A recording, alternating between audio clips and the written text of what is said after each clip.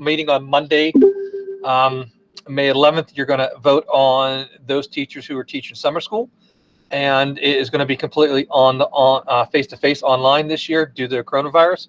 And we just wanted to have a conversation with you about that. And Rob, do you want to go over the details associated with summer school?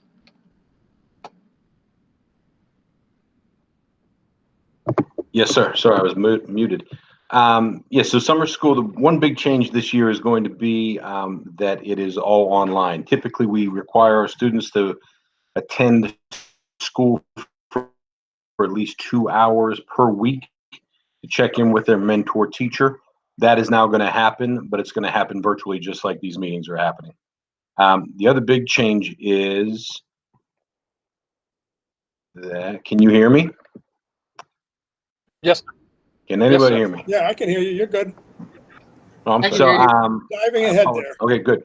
Just keep- The other big change is that Melissa Nybert, who typically runs the summer school, is said that she needs a break and she is going to step down for the summer, and she has graciously offered to train a replacement who we are recommending is going to be Mr. Steve Cochran, who has volunteered, and he's already, kind of gotten involved with some of the training with Miss Nybert. So I think under his leadership, we're going to have a nice summer. I think with the practice that the teachers all are having with distance learning, we should be able to address the students' needs and not really miss much. And I will have a list of all the people who applied, and by the subject, I will email to all of the board members here directly. Any questions about summer school? I think that sounds like a good plan. Are we good? Is Uta on the phone? Uta was here. I saw her at one point. She said she got kicked off. Oh, okay. To the Indiana Gazette, they're both remedial and credit advancement classes will be available just like normal. We're not cutting anything. We're going to follow the same protocols. We need 8 people in a class to run the class. But other than that, we are going to hold both the remedial and credit advancement. You're welcome. Okay. Hi, Uta. Hey, I'm here. They're going to do a great job in summer school this year. Are you okay with that? Virtually. Am I okay with what? Them doing a great job with summer school? Yeah. Well, yeah, Mr. Lowry, the only real difference is Steve Cochran is going to run it this year with your permission next week, and it's going to be 100% online due to the social distancing guidelines of the state. Those are the real 2 big changes. Everything else is going to be identical. We're offering both credit advancement and credit recovery. We're going to follow. We're using the Ingenuity program as always, so nothing's really changed except the requirements for face-to-face time. Okay. And that's for all of our classes in summer school? Yes, ma'am. That's all the classes in summer school will be virtual. Okay. Okay, let's bring it to the board. Let's get it done. On to number 2. Yes, sir. I want to give Randy time to talk about his Chromebook order. I know we previously discussed at Audit and Finance Committee meeting last week about the need to order Chromebooks out of this year's budget for next year. I think we're seeking permission from the board just to have one more time and vet that out and make sure everyone's on the same page. I don't think there's a need to order extra. I think he feels comfortable where he's at, but I'll turn the floor over to Randy. Randy, can you please speak about the order?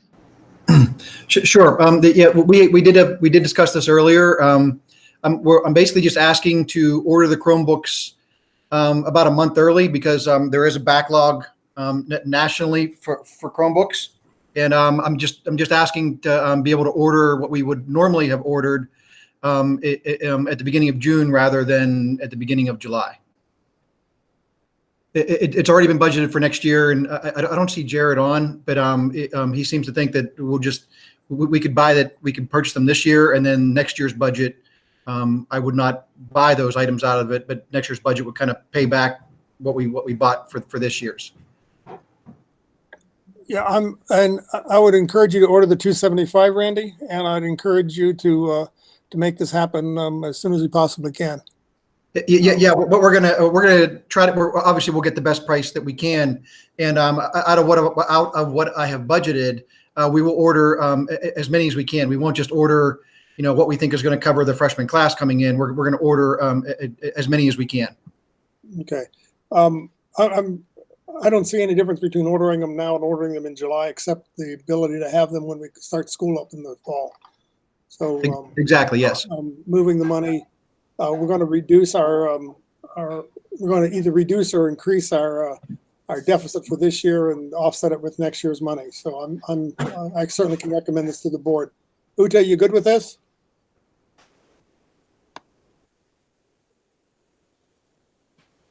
We must have lost her again. It looks like she's still here, but she's muted. I'm still here. Yeah, that's fine. I think we Okay. should totally order them. Yeah. Who else is on the committee? Is it Mr. I Lee? am. It's Tamara. Tamara? Okay, Tamara, and is Oh, it? and I guess Tammy too. Yeah, I'm fine with it. Yeah, are you? Yeah, chime in when we conclude if you have any objection. Okay. No, I think that's appropriate. Okay. Very good. Tamara, you good? Yep, I'm good. Number 3. Yes, sir. I'm going to turn it over to Wade here in a minute, but as you know, the high school is identified for targeted school improvement area of attendance and the overall achievement and growth in some of our areas, as well as the career readiness factor, things that we think we have a great plan aimed and ready to fix that. So you're not going to vote on May 11th. This will be voted on after it's posted for 30 days, but I thought we'd at least bring it up to the speed of the board, make sure the discussion with the board, make sure you understand the tenets of the framework of the plan that was built by Wade and his team. And then when it comes time to vote later on next month, we've already had the discussion. With that said, if it's okay with you, Mr. Harley, I'll turn it over to Mr. McElhaney. Before Wade starts, I'd like to express my great disappointment in the attendance in the fourth quarter of this year. And he should have done a much better job of getting those kids in school. I'm kidding. I know for a minute you have, I'm not gonna lie. Okay, Wade, how are you going to fix it? Going to do my best, Mr. Harley. On that, thank you everyone for the opportunity to talk about our targeted support and improvement plan. Like Mr. Vukovic said, we were notified by PDE sometime late November, early December, and identified particularly the subgroup of students with disabilities. But we also know that those areas of deficiency that we have with that subgroup, it's indicative of our system as well. And that as we are doing things to help our special education students, we also know we need to do a better job to help our regular education students with that. How this came to be is that our special education performance level was under the state average. And because it was, that was a first indicator, but because of our career transition section, as well as our attendance, that's what got us into this state. Fortunately, our school, our team, our faculty, our staff have been working on items already. We saw what those deficits were as they came. So this was a great way to validate a lot of good hard work by our team, by our faculty, so that we can address these areas. The plan itself discusses or identifies those 3 areas of special education subgroup, attendance and career readiness, and we have plans in place. As you see throughout the plan, a number of action steps that we'll be implementing, as well as professional development we have to do with our staff. We feel very confident that we will be turning around our attendance and our career transition, or excuse me, our career readiness data, or figures, and that we are constantly working to improve our special education subgroup performance levels. Our targets include exceeding the state average for achievement and growth, and we have a number of items in that we'll be doing. I have a quick question. Yes. I've been trying to get a hold of the plan, and I'm sorry for not sending an email about this earlier, but I haven't any access to the plan that's attached. So I was wondering if somebody could either grant me access or send me a link. Sure. Thank you. Do that right away. Mr. McElhaney, I'm going to assume if Mrs. Blank doesn't have access, a lot of the other board members won't either. Okay. We'll have to do it as a general access link. And what we'll do, Mr. Harley, put it on our website. It's already on there in their latest news. Give everyone in the community time to review it. We're required to do that as far as posting it. And then again, we'll prove later in June. So we just at least want to make you aware of it, that it's up there and it has to be posted for 28 days. You know, the low hanging fruit is the career readiness indicators, that those artifacts. We think we have since remedied that and fixed that. The attendance one is always going to be a struggle with the small guideline that the state gives us as far as how many days they can miss. And I think we're always constantly trying to prove in areas of growth and achievement, no matter what subgroup. So I think the plan is pretty straightforward. It's well done. It speaks to their needs and where we're at. And Rob, anything else? Or Justin is Director of Special Ed. Rob and Justin, anything you want to add to the board's consideration? No, Mike, if you want me to, I can put into the comment section the link directly to the plan if you want me to. Yeah, I don't think it hurts. Okay. No, and I think Mr. McElhaney and Mr. Johnson have put together a solid plan that is going to address the areas of need. The board should prepare themselves given the closure, we are going to be a TSI school next year as well. This plan is going to be in place for next year, and we should, if all goes well, as we fully expect it to be, we will be released of the TSI notice next summer. I'd like to note that that this is a very narrow group for the attendance and for the career readiness. That this is not a rampant problem across the board. Agreed. Mr. Harley, are there any other questions regarding the TSI plan, or would you like me to go on to number 4, sir? Are we good? Yep. Okay, on to number 4. This Thank one, you, everyone. oh, I'm sorry. I'm sorry. I said thank you to everybody. This one is kind of silly, not even sure it's needed, but May 8th is technically on our calendar as a half-day Act 80 day. We are going to use it as a regular day of school since we're online doing remote learning. So on Monday, May 11th, we're going to retroactively approve it just to make sure our calendar is accurate. And from our own internal means, we're going to send out a communication to families, letting them know it's a regular student day. It just requires board approval. Again, it may be semantics for the fact that we're all remote right now, but nonetheless, I'd like to just at least get it approved, and that way it's official. We'll send a communication out to families letting them know. So if there's no issues, we'd send that out this week so families know that it's a regular work day for kids. But I just at least wanted to get the committee's input, sir, before we go any further. Okay, I certainly don't have any problem with that. How about the committee? No problem here. I have a question. I think So that's good. was there going to be any staff development done that day, and if there was, how is that going to be addressed if that's not going to happen? There was nothing planned large scale, but what I did do is what I organized was I organized Act 126 training, which we're required to do, I think, 3 hours every 5 years. It's the area of child abuse reporting. So Friday, May 8th, Friday, May 15th, and Friday, May 22nd, teachers have to go to a 3-hour session, either AM or PM. So what we're going to do there is, one, we'll award Act 48 hours because it's eligible for that. And two, that we'll have the teachers work with the families, let them know, hey, I'm available, but I may only be available in the AM or PM. So yes, there's some professional development going, and there's still some learning going as is, but the need for an Act 80 day, it's just, it's semantics. It really is silly, but I think just clean it up and get it fixed, if that makes sense. That sounds perfect. And Thank Mrs. you. Leeper, we're also going to move any other activities that typically would happen that day to the Act 80 days at the end of the school year. We good? Sounds good. Okay, let's move on. Number 5. Yes, sir. On Monday, May 11th, I'm going to ask the board to vote on the district's application and approval for flexible instructional days. As you know, a majority of the school districts in Pennsylvania, in fact, I think over 400 of them did not apply this year for them, as no one saw the pandemic coming down the road. But in this case, I'm going to ask the board to approve it. I got to tell you, it may be worthless effort because we may be shut down, or the governor or PDE may make their own decisions. What I'm doing here is simply applying in case I need to use them. We have them at our arsenal. Again, what we do is going to be dictated by the science, by the data, by the governor and Department of Education. But in case something happens locally and we need them, we'll have them at our disposal. I'm not saying we're going to use them, and we'll have conversations with the board if we so choose. But at this point, it only took me, a couple hours, an hour here to get the application done. And then teachers have to turn in some exemplary lesson plans that we could submit as part of our application. But I respectfully request that, and err on the side of caution, ask the board to approve it.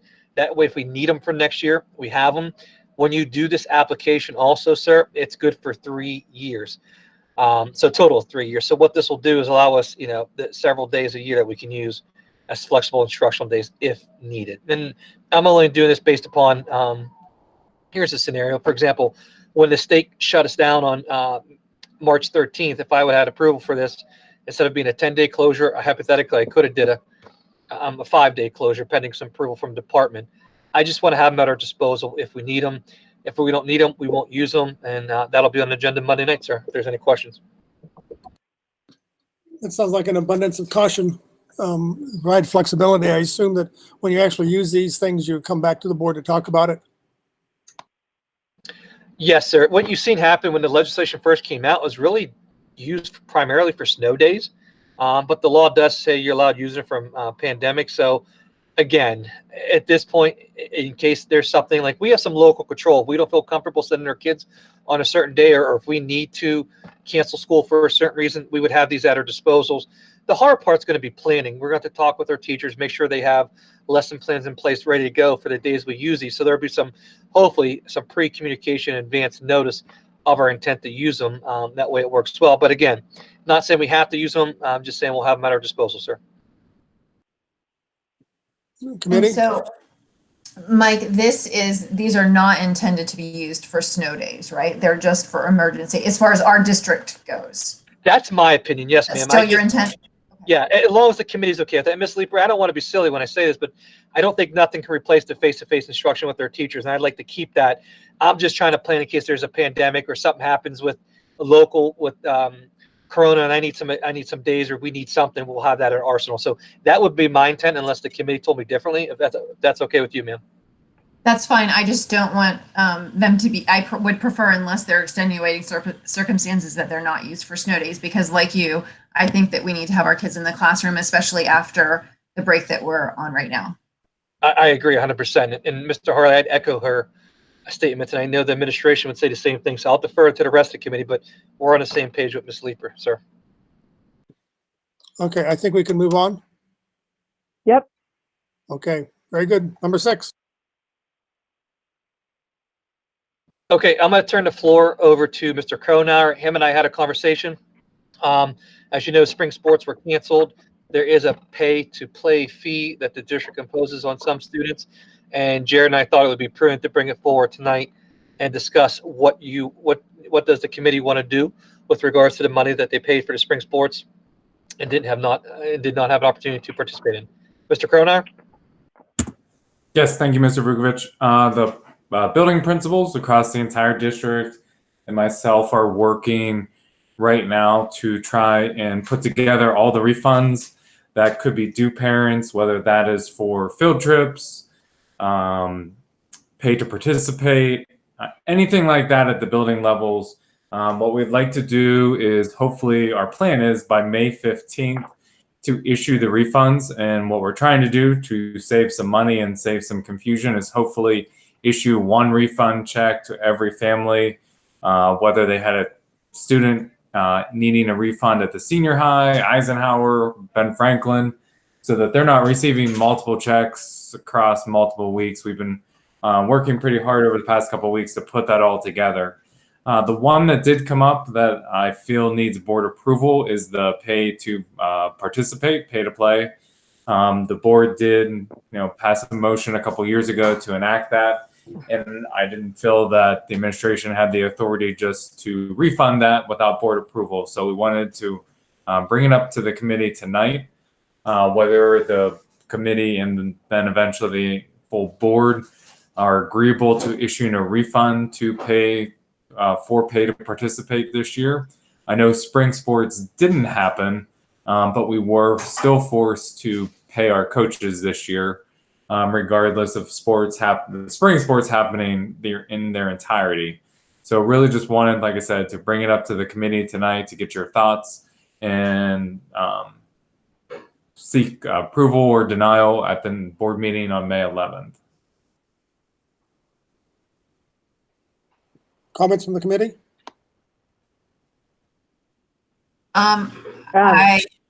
This is a hard one, but I think I understand that, we're losing a lot of revenue and anticipate even more, but I think that we should refund the money because the students did not participate in most of those activities, despite the fact that we have to pay the coaches. How much I agree money? with Tamara. Excuse me.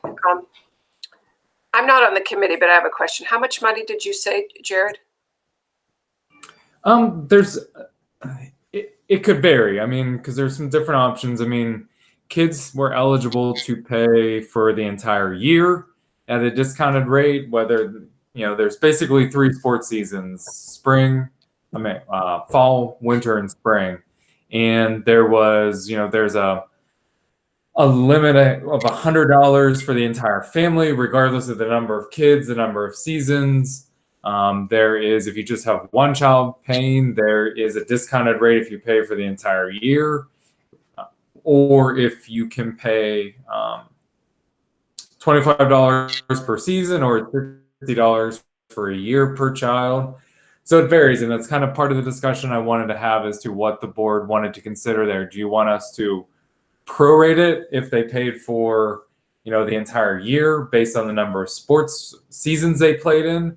Or some of them just paid to, for the spring season, and that's all of the seasons that they participated in. So I can't really give you an exact amount as to what we're looking at until I kind of got some feedback from the committee as to whether you wanted us to prorate that. Only issue refunds if you participated only in the spring season. I can tell you probably the majority of students have paid for multiple seasons, whether that's all 3, whether that's 2. I would say probably maybe only a quarter of the students who participate in sports only participate in the spring season. So it kind of needs a little conversation before I can give you an exact amount as to what that looks like. Okay, what if we had it so that they could use that money or put it forward to like next school year or next time they go for the musical or sports, at a discounted something or other? My staff and I, we had some conversations about that. My worry is at this point, not knowing what even next year's sports look like. I hate to be carrying credits and trying to track those credits going forward, because we have a couple other things as to what that kind of looks like. And my recommendation and kind of my team's recommendation, once we had a conversation at this point, is just give back what we can at this point. And then some people may need that money right now with the economic conditions. And then we're not trying to track and carry money for, more than a year if sports don't happen next year at all. I understand that. Having to carry these refunds across multiple years, possibly. I think the first question that we need to answer So Jared, is, are we going to refund the money for the spring sports? And my answer to that is absolutely. That's the, and I would also recommend that we prorate the refunds to cover the spring sports in an equal amount, so that a third of it would be refunded for a 3-season family. And I would get those checks out as quick as you can. Jared, I think one of the challenges is going to be for the folks who paid the flat rate for whatever you want to do for however many kids. Yes. I don't know how you do the math to figure that one out. And I don't want to spend $1,000 to figure out how we return, $11 per family. Yes, like if And I'm you, I making mean, those you could have paid the flat rate, and had, one kid participate in a fall sport, one kid participate in all 3 sports. and then another kid participated in 2. So it does kind of get very confusing, or it could get very complicated breaking that out. I mean, we could look at saying, you know, a family gets, you know, $25 back for the spring session, or, you know. Jared, what was the amount for a family for all year? 100. 100. Okay, Jared, so- this is going to be so complicated. Why don't you just refund the spring and see how that goes? Then trying to. No, if I paid $100 for my family, But Julia, part of the challenge is we don't know who those kids are that would have participated in sports in the spring. it doesn't matter. I paid for my family to participate $100, so I should get $33 back, whether they participated in the spring or not. I bought a season's pass. Okay, so you think just dividing that amount by 3 and Yeah. refunding a third of whatever they paid, Yes. if they paid for multiple seasons or the family. Right. Jared, on that form, people have to indicate what season they're paying for, right? If they paid for like 2 seasons. Yeah, absolutely. And we track, you know, by school, which student paid for which season. So we know, you know, if John Smith was participating in all 3 seasons, he was paid for all 3 seasons when they originally sent the form in, or some families wait till the spring season starts to pay to participate. So we keep track of who's paid for what season. So we could, I mean, to keep it simple, to Mr. Harley's point, just take, if they paid for all 3 seasons, we can divide it in a third. If they paid for 2 and spring seasons was one of those, we can divide it in half. I mean, or if they paid just for that season, we will refund their entire amount. It seems like a fairly simple math problem. How much you want to bet? Yeah. I bet you Jared can make it real simple.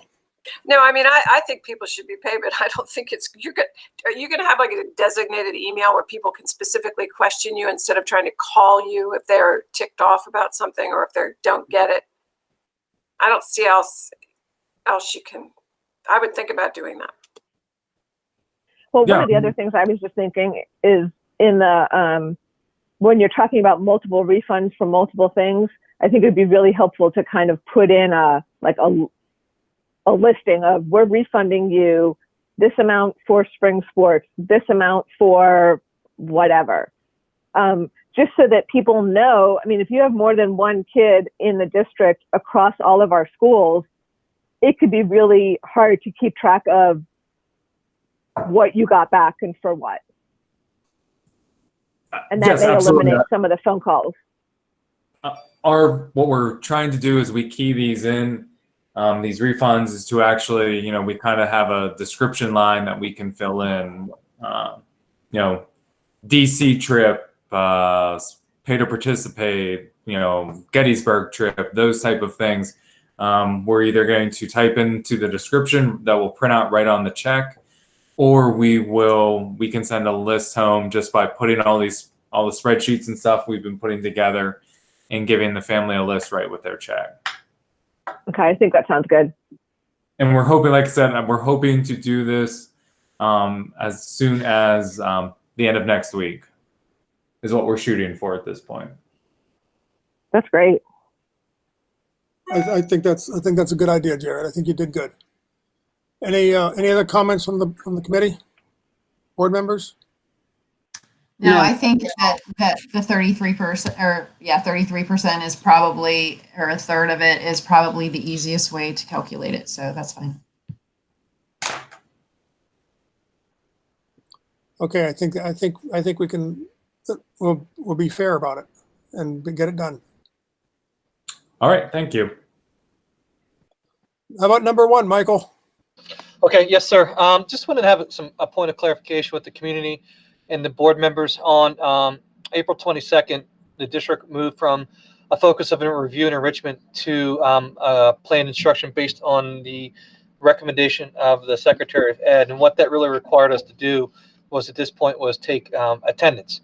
And we communicated to our families and we made people aware of that. And I just wanted to spend a couple of minutes having administrators and myself really talk to you about what that means. And for me, what we did was, and I think it was the best of a bad situation, was we allowed teachers to take attendance every Monday for the week prior.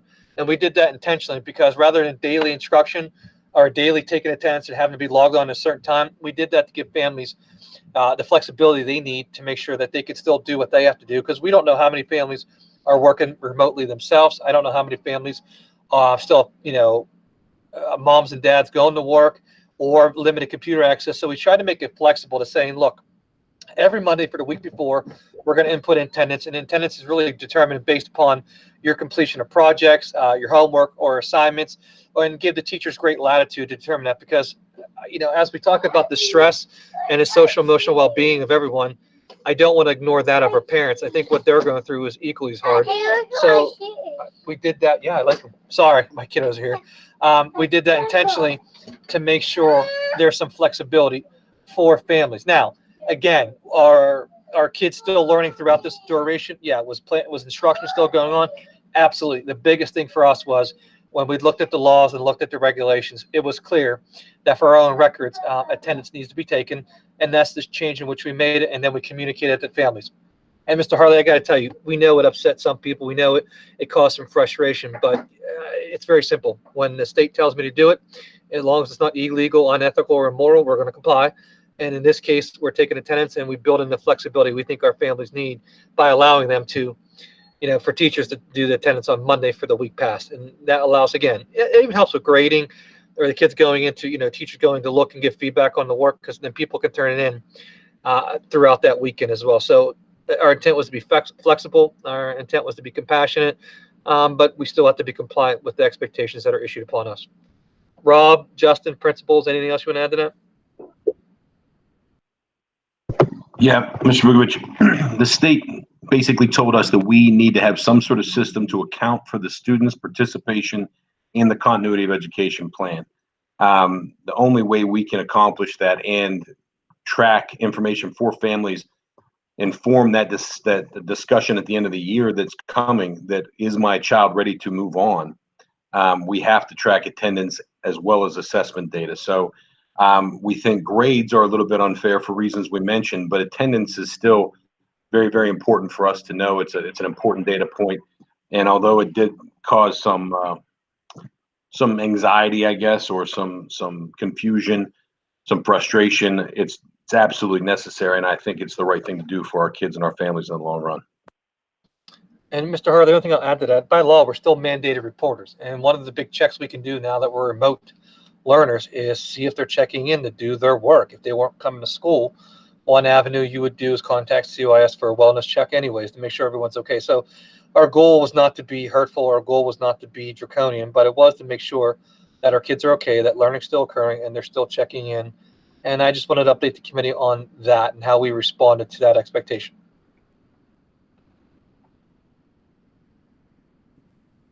I think that sounds really good. Thank you.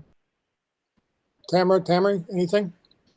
No, I think it sounds good as well. And I think that the fact that you allow the check-ins and attendance to be taken on Monday is in line with our desire to be compassionate while still being compliant. So I think it's a good way to accomplish what we're mandated to do.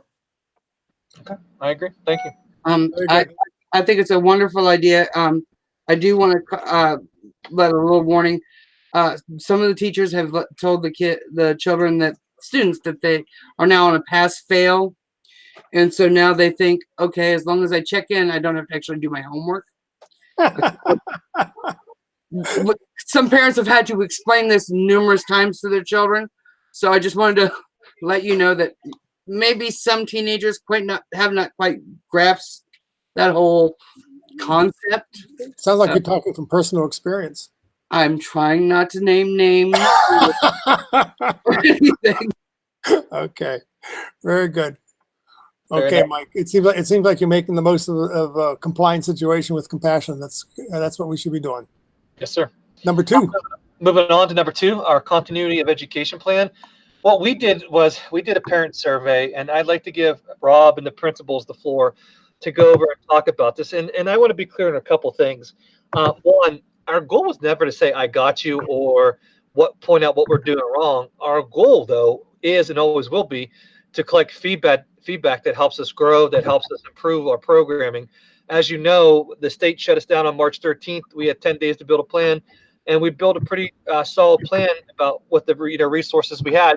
And one thing that I made the decision on, and I own this fully, was I thought there was a need to collect survey and feedback from our families, because we can't exclude them from this process. Yes, we have final say, but I don't view them as opposition. I view them as a partner, and we're doing the best we can to meet their world and work for them. So we also wanted to improve, to be quite frankly. What are we doing well? What do we need to do different?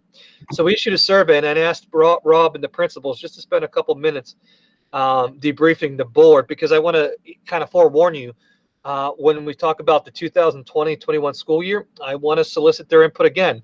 And let me explain why I think it's important. Because, on March 13th, we had to build something in flight and get it up and running within 10 days. In this case, we have several months to prepare, and I think we need to take a good long look at what impact does our decisions have on our families. What can we do to make sure we're accommodating them to the best of our ability? They work. They may be going back to work. And what does that look like for childcare arrangements? So there's a lot of integral parts here that are going to be intertwined. And I think we'd be remiss and disingenuous if we didn't at least collect some input and feedback for them. And that's for down the road. But Rob, can I turn the floor over to you? And can you talk about our survey findings from this year? Yes, sir. Can everybody see my screen? Yes, No, but that's because I called in. Okay. Mrs. Lowry, I shared it on the agenda if you want to look over the slides. Okay. Yep. But basically what we did about 2 weeks in, as Mr. Vukovic said, on March 13th, we recreated the school and reinvented it virtually.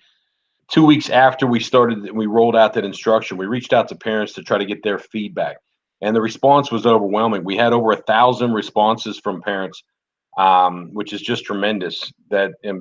We thank all the parents for taking the time to fill out the survey, because it really does guide our actions, and it gives us the ability to target areas of need and really get better. So each one of these slides, I'm going to show you a little graph, and then a little in the bottom box will tell you what we did to address it. The first question was a question about how many contacts have you received? Are we reaching our kids? And the answer was yes, we absolutely are. Most people responded that they had been contacted by their teacher 2 or more times. The majority of people said it was multiple times, 5+ times per the last 2 weeks. But there was a small group of families that said that they had not been contacted, and the principals instructed the teachers of those classes to reach out to those parents and make sure they were connected that week. So, hopefully every single parent that listed themselves as not being contacted has been contacted and feels supported now. We also ask about live interactions. Has your child been able to connect with their students live? As mentioned in the previous meeting, we did not mandate this, but we've been strongly encouraging our teachers to do this, because we want to be better than cyber school. We want to be there with the kids, providing the help for the parents. So we established morning and afternoon office hours every single day, and we communicated that to families, so the families know that Monday, Wednesdays, and Fridays they can connect with their kids' teacher between 8 and 9 and 5 or 3 and 4. And on Tuesdays, Thursdays, they can connect with them between 10 and 11 a.m. and 5 and 6 p.m. And we did that so that those parents that are home with their kids and they're early risers and they want that structure can get at it right out of the gate on the morning on Monday, Wednesday, Fridays. And the ones that are still working, healthcare workers and stuff, who are getting home from work at 4 or 5 o'clock, still have some time to connect with those their students' teachers. And again, overwhelming, the response was positive. People reported that they had at least some contact with their child. A few said no, not so much, and some said not really sure, because those were mostly high school kids who were taking on their learning on their own. But the principals have been encouraging the teachers to increase this every week. We've gotten better and better at this, and I believe that this number is probably better than that now. We asked about how easy was it for the teacher, for the students to navigate the platforms that we chose to implement this distance learning, which was Google Classrooms and Google Sites. We also asked them about our single place login called Clever, which will lead them to all of their online content. And, it seemed like, most people were able to find it with relative ease, either saying very easy or fairly easy. And those ones that were struggling, we had people reach out. We asked the teacher to reach out and make sure that they had the support they need. We also asked the tech innovators to provide videos that we're going to post online to make sure that the families have that resource if they find it difficult to navigate either of these sites. We asked about the work being assigned. Was the load too much or was it too little? And we're happy to see pretty close to a standard bell curve here in our responses, which means that most people were pretty pleased with the amount of work being assigned. Again, some thought there was too little work being assigned, others thought there was too much. So what we did was we asked our teachers to put in challenge activities several times a week, if not daily, so that the families that don't feel their children are being challenged enough, or the students that feel like they need a little bit more, will have that opportunity to extend their learning and go deeper without overwhelming the families. We have to keep in mind that some of these families each one of these families is going to have different situations with work, number of kids, etc. So you could have, single child, an only child who is a gifted child and they just don't feel challenged, but you could have a family down the street that has 5 kids at 4 different grade levels and they're struggling to keep up, sharing devices and trying to get through the day. So we try to shoot for a happy medium there, and I think we're pretty close to the mark. On average, how much time does your child spend on their assignments? Here, we saw that there's a little bit of room to increase the amount, which was fortuitous because we were worried that we weren't going to get enough in. So with the report being that most children spend 1 to 2 hours or 2 to 3 hours on their work, we were shooting for 2.5 hours being the ideal time to be flexible to the family's needs, but make sure we got the core content in. We feel, after looking at this, we felt it was reasonable to work in a math and English activity every day, and that's what we did. So so we think that this will actually, children should be spending a little bit more than what this graph indicates now, but it shouldn't be too much more. It should only be a few more minutes. Are the assignments organized in a way that makes sense for you and your child? The overwhelming majority of people said, look, they don't have any problem. A few said, look, after I find my way around, I can do it. And again, we had people reach out to those people who said, I'm not able to find what's going on. We also asked the teachers to create checklists that they would post on their sites to make sure that families, parents, students, it was very clear what were the critical tasks for each day, because we're also using a lot of those critical tasks for our attendance that we talked about just a few minutes ago. So hopefully that is, this graph should be closing and, the blue should take over. Whoops, I'm sorry. How easy is it for you to access? We talked about that, didn't we?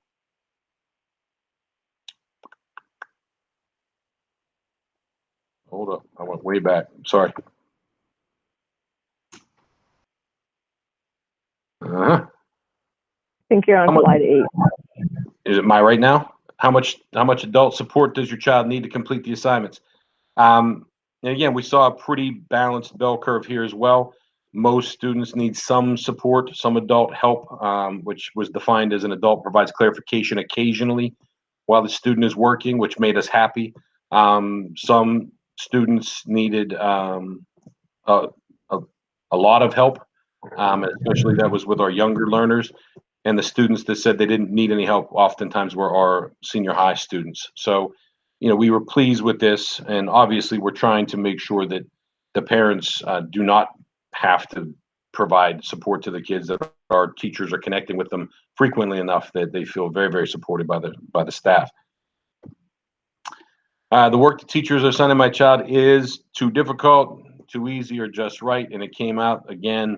Almost 90% of the family said that the amount of, or the difficulty of work was just right, which made us happy. However, those challenge exercises that I mentioned earlier should address that 9.4% that said, look, this is too easy. So that number should shrink, and the yellow part there should grow even more, and we should be pretty close to a satisfied customer there. Do you have access to the materials and resources needed to complete the distance learning assignments? Again, the overwhelming majority said yes, no problems. We had some that said sometimes, but when we looked down into this data and we broke it down further, we found that most of the responses that people had were more about computers and reliable internet access, which sometimes we could help. The IT department did a great job following up with families that needed help and getting devices into the hands of the people that needed devices. But there's still struggles. If you have multiple kids, I know my own daughter and I fight over the good computer in our house. So this is a real struggle for some families.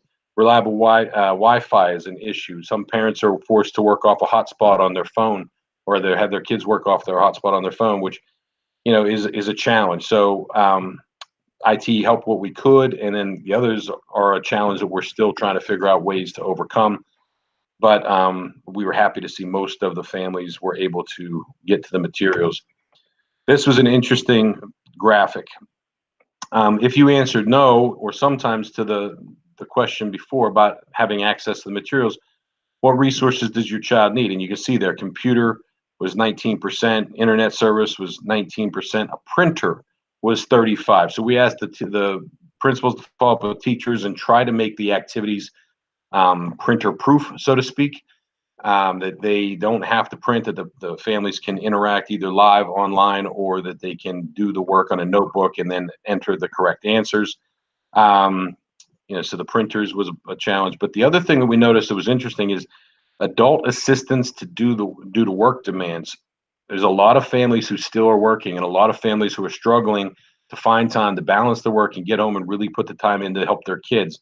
So again, this is why we're urging our teachers to make live connections, and we're making sure that those office hours are available in the evenings, because we have to be flexible and supportive to these families who are trying to balance the work-home struggle.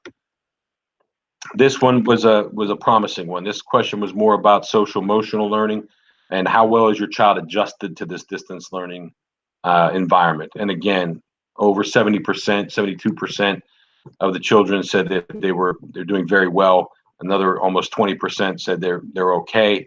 And then we had counselors and school psychs follow up with the small percentage of students and families who said they're really struggling.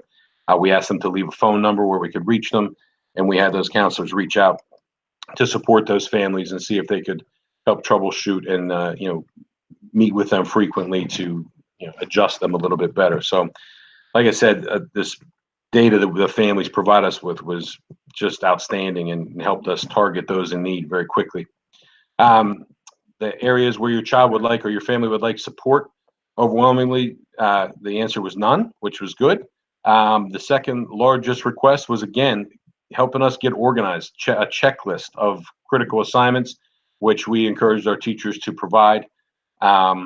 The other things like establishing a routine, we released a schedule, a model schedule for people to follow. We're setting reasonable goals was something that we addressed. And then, as far as behavior is concerned, it's difficult for us to manage behavior, but if anybody wanted to leave their number, again, we would reach out to those families and offer our support if their child was experiencing difficulty throughout the day, just staying on task or acting up, or as Mrs. Blank said, showing a disinterest in doing their work. So that's it. That's the whole show. And like I said, we're pretty happy with where we are for our first crack at this. We think we did a pretty solid job recreating the will in the time given, but we're going to continue to measure the parents' satisfaction with what we're doing and make sure that we continue to address any needs that come up. With that said, any questions or I can help the board with? I'm good. Rob, I'm thrilled that we had over 1,000 families respond. That's a tremendous number. So you certainly can it gives me the ability to rely on these numbers and and it looks like it's a pretty positive transition in the face of utter chaos. So I congratulate you and your team and the teachers and the counselors. And I also like that when you found that there was a problem that you guys followed up on it and tried to alleviate it. I'm sure you'll keep that up. So congratulations. I'm very impressed. Yes, sir. Thank you. So Rob, do you think that the answers to the question on page 3, which was which of the following statements would best describe your feelings? Plenty of opportunities. A child is connected with their teacher. Teachers have not had live connection, or I'm not sure. Do you think we're above that 80% now?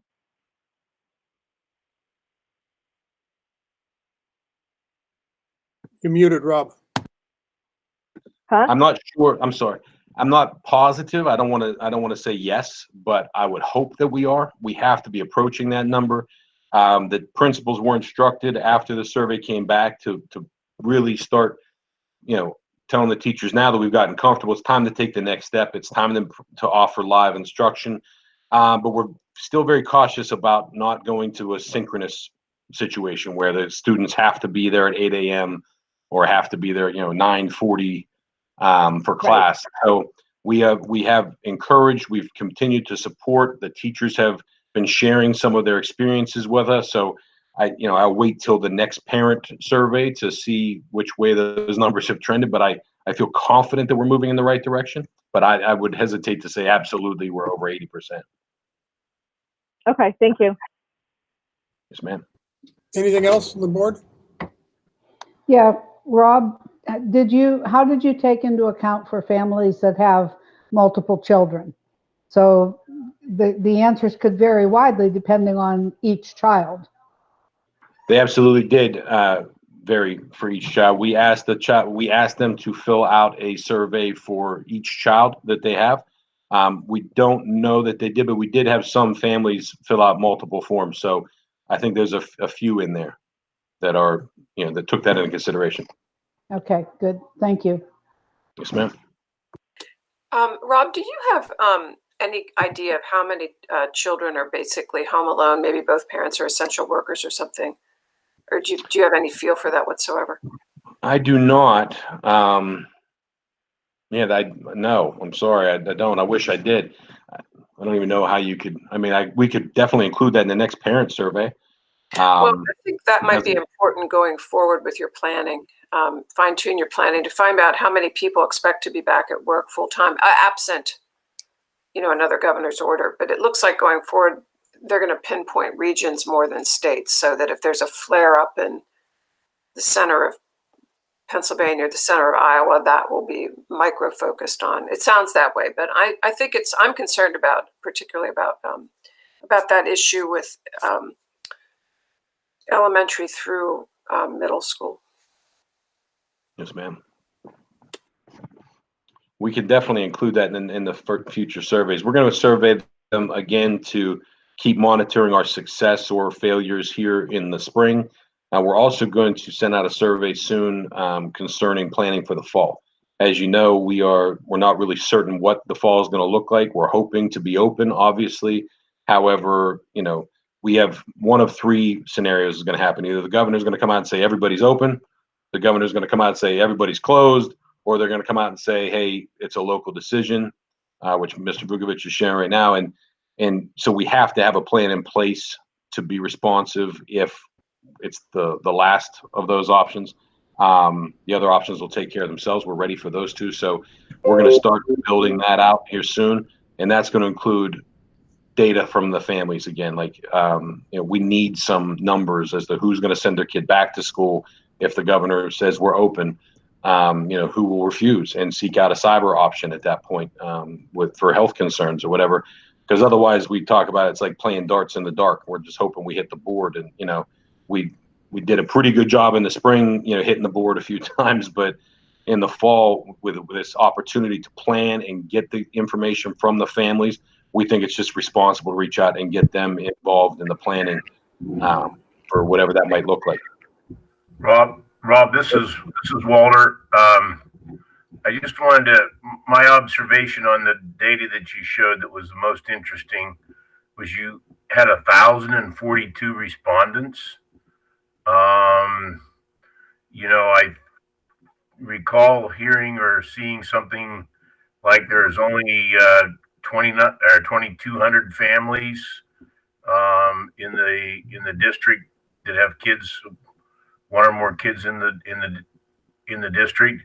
So that's approaching 50% response. I'm very encouraged by that because it means that the parents are really taking an interest in the way we've tried to approach this continuing education for the kids this spring. Yes, sir. We were overwhelmed by that response. We're very, very happy that the parents took the time and the interest in helping.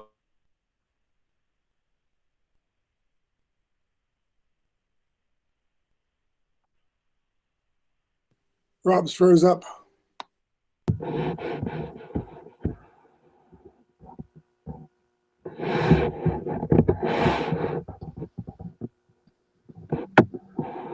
Harley, what we can move on to the next one unless there's any other questions. So it's up to you.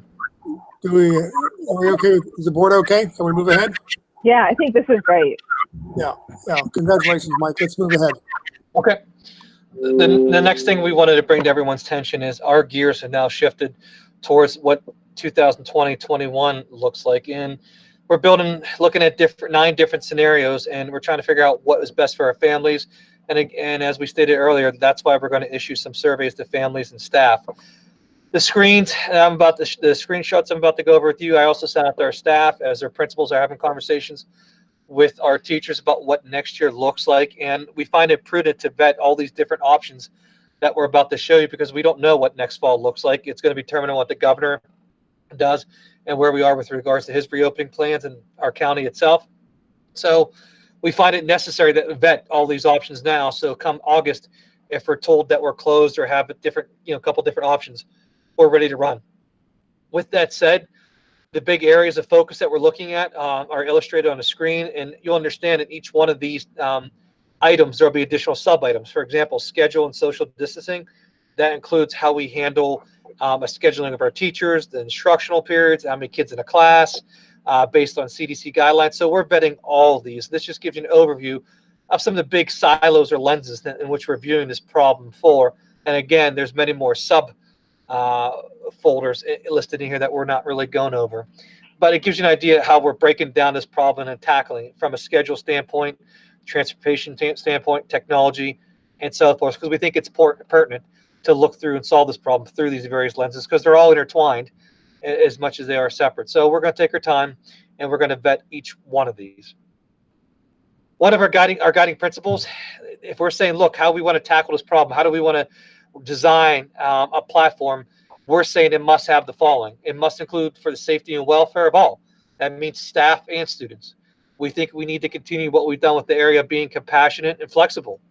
We also think we need to have some sort of consistency and stableness for our families. And we believe without hesitation or question, we need to have input from everyone. That includes our families. We need to make sure our practices are equitable and fair. And then lastly, it needs to be practical, meaning it can work. So that's what's guiding us through as we're building our different plans. And the next 2 screens, we'll go over some of the models in which we looked at. What you won't see are the 2 obvious ones. 1, if we're closed, and 2, if we reopen on time. So I think those 2 speak for themselves. We have a plan ready to go if we're closed, and we also will be ready to go if we open. But what we want to do is spend some time looking at the ones we're currently discussing. At this point, we're not going to say, hey, this is the direction we're going. We just want to make the committee aware of it and the public aware of it for a couple of reasons. 1, so they know we're on top of it. They know we're vetting it. They know we're looking at it. They know we're thinking about it. And then 2, we also give them time to digest it and give us their feedback. Because again, I think we're missing the boat here if we're not involving families in this process. Because I think it's going to take a team approach to make this to work for everyone. When we shut down March 13th, we had to get ready. We had to get a plan out. We had to get going. Now that we have more time to plan, we want to allow for some more input and make sure it works for everyone. So I'll quickly go over the ones that we talked about. And again, the committee has time to digest this and get back to us things that they may see or may like. And these are just some of the things we looked at. right now, one of the things we looked at was an A day, B day, or possibly an A day, B day, C day rotation, where kids are in school one day the next, and then home doing remote learning the other. We have to develop schedules that aligns with CDC guidelines and social distancing expectations, but that's one model.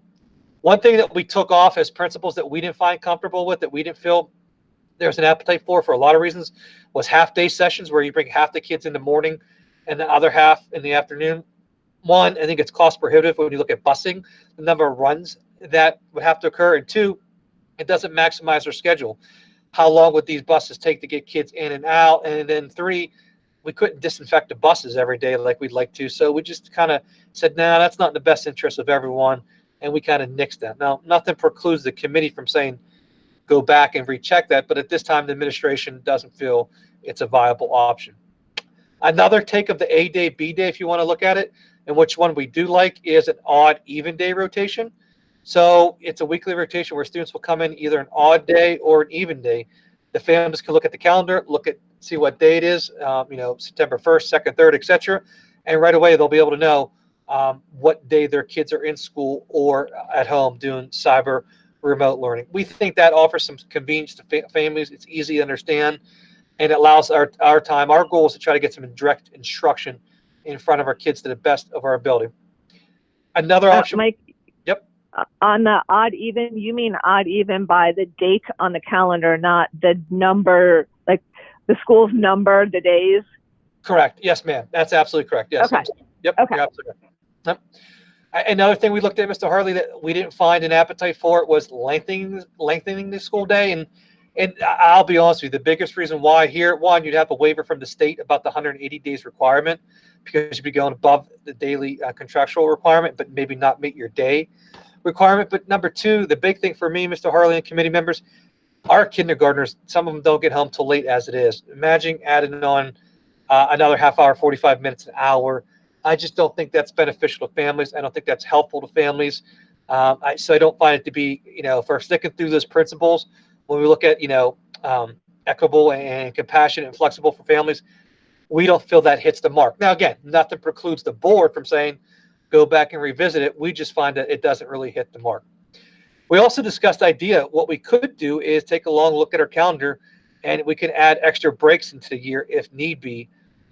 We can incorporate that separately as its own strategy, or with any of the options we'll discuss tonight. The question we'll have to go there or look at then is, when do we build in those breaks, and how do we communicate that to families in a timely manner so they can plan? So I know some schools across the nation are going to look at that. I'm not automatically removing it. I think we can keep that in the back of our head. We would just have to be careful about our timing, and I think the data and the science would dictate us and guide us in that area. And what I'll do, Mr. Harley, I'll go over the rest of the presentation, and then we'll entertain questions. 3 more options we looked at is a 6-day rotation, which is similar at essence of an A day, B day, C day. And we looked at a Monday, Wednesday, Friday option. Monday, Tuesday option, then a Thursday, Friday option with a break on Wednesday. And we also looked at doing 1 week on and 1 week off. We thought the 1 week on and the 1 week off format allows parents some consistency, allows them to plan for childcare. We think there will be some issues with childcare, so we thought this may help mitigate that. We think busing may be easier. We think it's a safety factor, so a health concern, so kids can stay together for a week instead of every other day options. That allows us to do more thorough cleanings. But let me be clear on the cleanings. We'll be ready regardless what option we pick. We really vetted that with Greg to make sure he's comfortable, and he says he would be. And they'd be learning in direct instruction 1 week and then remote instruction the following week. Of the 7 listed here, not including the full day back to normal or closed entirely, which equal 9, we kind of like the odd even day as well as the 1 week on, 1 week off. Those are the ones that we're going to start vetting. And again, all these will be on the survey to families. But the last thing I do want to make the committee aware is you got to be prepared for multiple scenarios for a reopening. Hypothetically, in August, in September, depending what zone we're in, red, yellow, or green on the governor's chart, we may be going 100% remotely to start. And then maybe in October through December, we could run 1 week on, 1 week off, or odd day, even day, depending what guidelines are in place and what expectations are set forth by the governor, with maybe a full opening in come January. So the point here is not to cause angst or anxiety. The point is to be clear with our families, with the board, that, hey, we're vetting all options. There's nothing off the table. And there may be a combination of options that we have to consider, because the science, the data will dictate that. And we want to demonstrate some flexibility. We don't think it's the wrong decision to start vetting these. We believe fully it's important to our families to vet these, and to our staff, so everyone knows the expectations moving forward.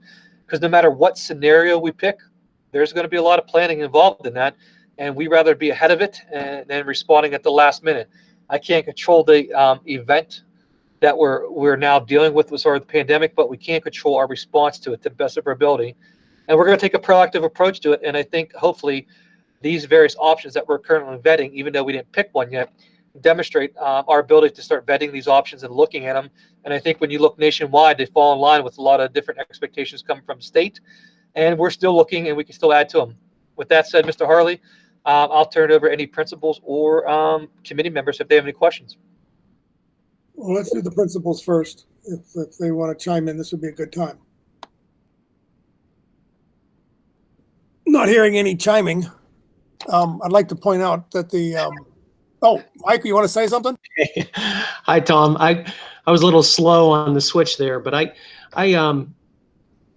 just think that the options that are presented, we did vet this out within the team, and I feel like the options that are presented really look at equity from a standpoint of offering kids access to their teachers in a classroom setting. And I think that Mike did say that, but I felt like the process we really went through and are offering the best choices for our kids, giving an unknown scenario moving forward. Okay, thank you, Mike. And the big thing for us, Mr. Harley, is we're going to be adamant, and we hope the community supports us. We're going to need input from our families and our teachers to make this work. This is not an easy decision. These are not easy solutions. So we're starting now, and we're going to give parents and families and staff the time to have input. And so you are aware, building principals have or will this week meet with their staff to review the options and gather some feedback to make sure, not that we need 100% approval, because I don't think you'll ever get that, but what we do need is some consensus about how we're doing this and the importance behind why we're doing this, and that we take in consideration the factors or opinions of as many stakeholders as possible, sir. Well, Mike, that certainly makes sense to get the educators involved in the education.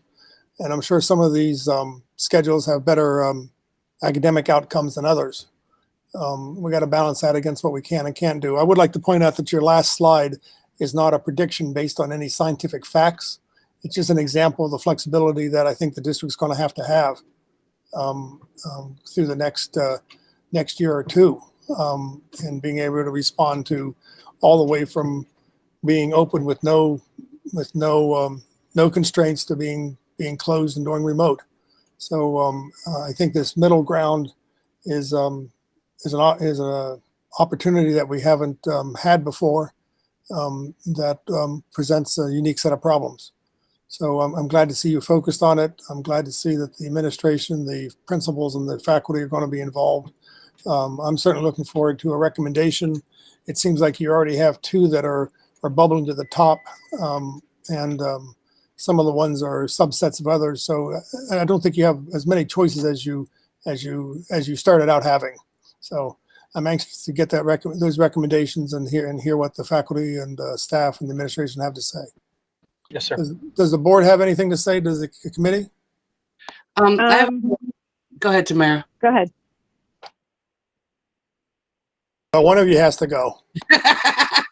Have you guys considered in the high school and the junior high, instead of the students switching classes in the fall, having the teachers rotate instead?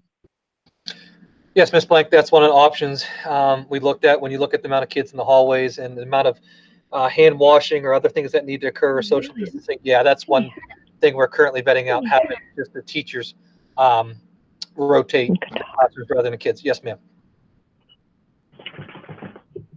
Thank you. So I think we have an opportunity to partner or start conversations with people who have traditionally either provided before and after school care or provided some kind of childcare option when there is no school, like snow days, to see if they've thought about what these options might mean for them. And there might be some opportunities for them to provide much needed services, especially if the parent or parents have to go back to work and kids can't be home alone. Miss Lowry, you couldn't be more right. We were working this on Friday, and I actually called Madam Vice President saying, hey, let me throw this one idea off you, because I needed a break, but that was the heart of our conversation. We have to not only reach out to our families, we're going to have to reach out. You're looking at a high level of interagency collaboration. Are the child cares ready? How can we build that plan? So we did not reach out to them yet, but you're absolutely right. It's on our radar, and I think it's a point well taken. We're about to begin the work, because I think if we make this decision in isolation, we're in some trouble. Even though that we're not going to make everyone happy with the final decision, but we do want to involve multitude of input from everyone, because I think the child care is going to be the biggest one, ma'am. Sorry, Mr. Lowry. I think you're absolutely right. Yeah, I think, the Y has on occasion provided some child care opportunities when there have been snow days or, planned days where there wasn't any school. I'm not as up on what they've offered. But they're typically, they don't fall within your Indiana County child care group. So there may be some opportunities there. And I don't know, there may be other places that provide similar services that we're not even aware of, that we may want to have conversations with. I agree. And I do want to make the community aware we are not only doing this with the local education association, but the county superintendents now are meeting anywhere from 1 week to every week to twice a week, and trying to discuss this as well. So there's some consistency to the best of our ability across the county. Right. And Ms. Leeper, I think I interrupted you. I apologize. I think you had something. Oh no, you didn't interrupt. That's fine. But so should we, when we are ordered to go back, if there are families that are uncomfortable doing so, are we going to have options for full-time remote learning for those families?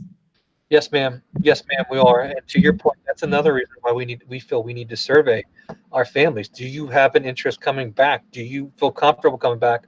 And if not, then we have to build a platform for them. So yes, we're working on it and our staffing. We met with the principals today, and we talked about even assigning people now to meet those needs. So yes, it's part of a plan, and thus even more reinforces the idea and need to survey our families. So we're ready for this rather than waiting to the last minute. Michael, is there any consideration for doing different plans for the elementary and the secondary? We're looking at everything. You could make that case that maybe senior high or junior high, some combination of both, is better to go remotely, and we can do smaller classrooms in the remaining buildings, or when you look at the high school, they can fit more. We're looking at everything. There's some PDE regulations we'd have to vet through as far as our naming and conventions of the buildings, but we can vet them out as well. And honestly, Mr. Harley, we didn't take really anything off the table. I know I marked X's on some of them, but we're still trying to keep an open mind and vet them all, sir. But yes, we will do that.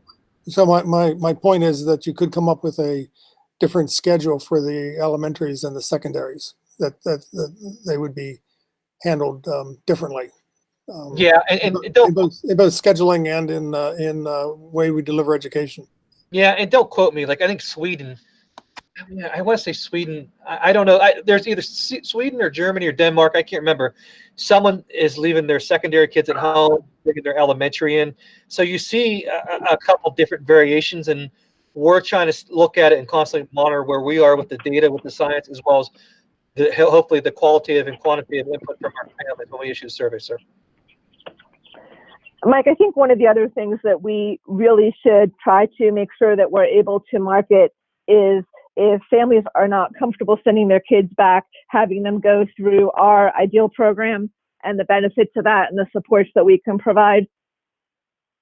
You're absolutely right, Ms. Lowry, and that's going to be a focus. Again, the principals and I discussed that today.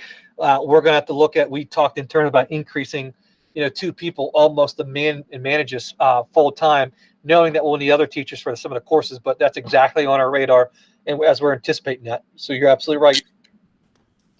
Regarding our ideal program, is there any thoughts on aligning it with our curriculum? Because I know it is not the same sequence, or at least a couple years, I guess it was 2 years ago, some of the courses were not the same sequence. So there would be an easy flow if a parent felt more comfortable mid-year that their child could go back and they wouldn't be missing or repeating anything that had been done through Ideal.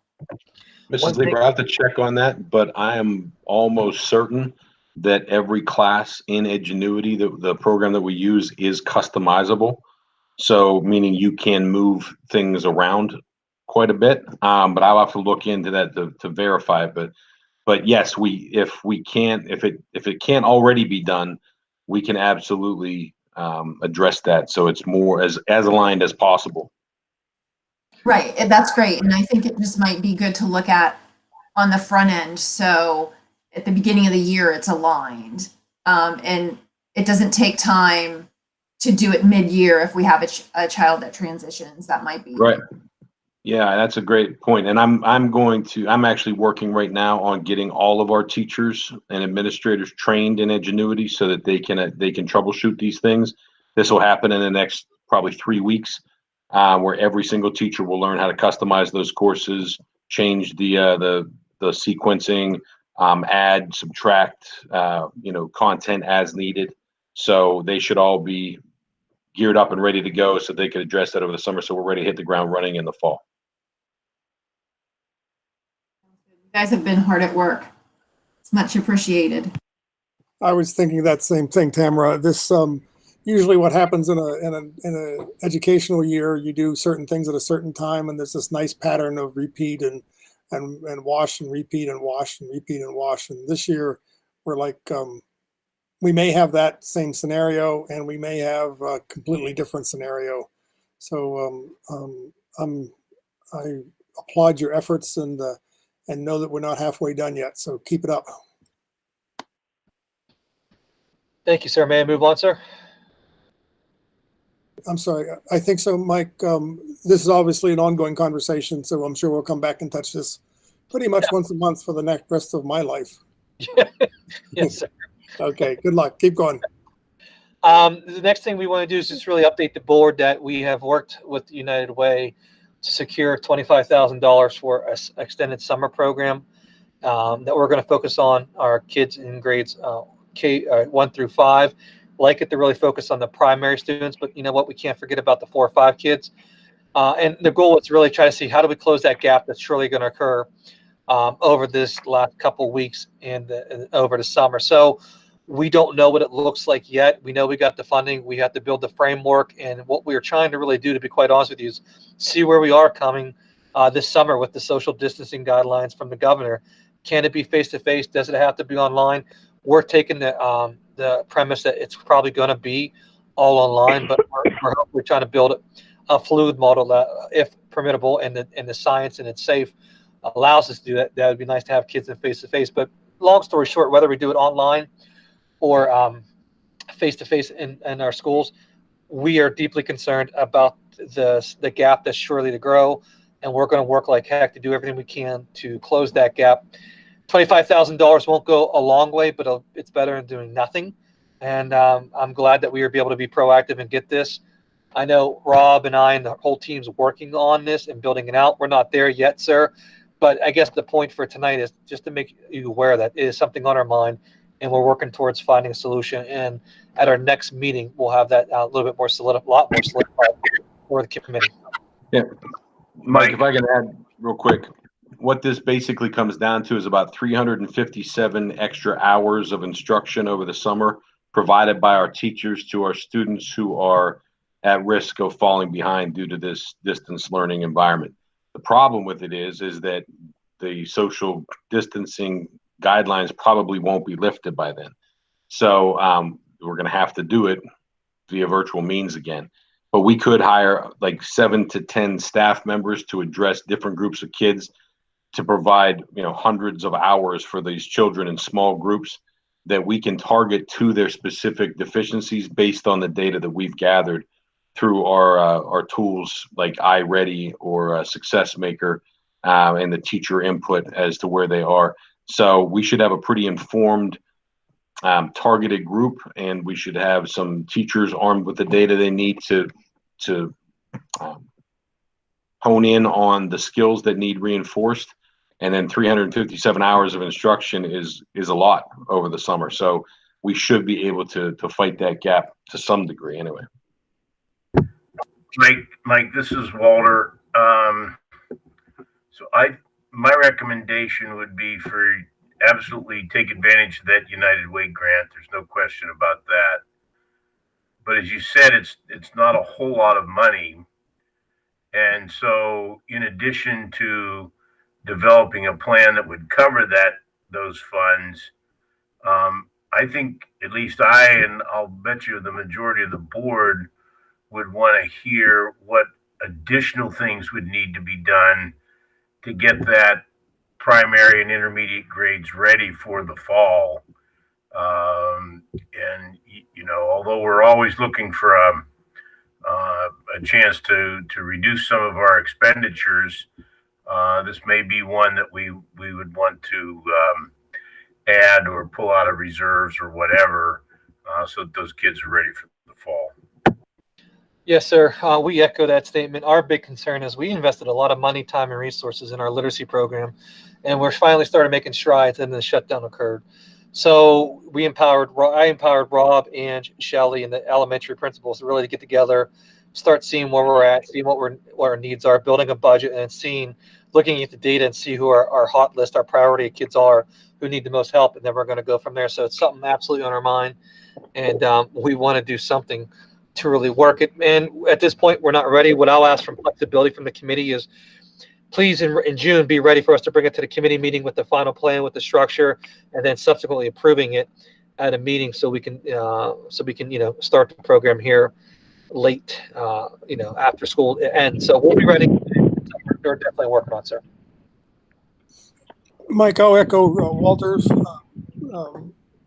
If you can do 1 through 5 for $25K, and you need to extend this to 6 through 8 or through 12, I'd like to hear what that cost would be.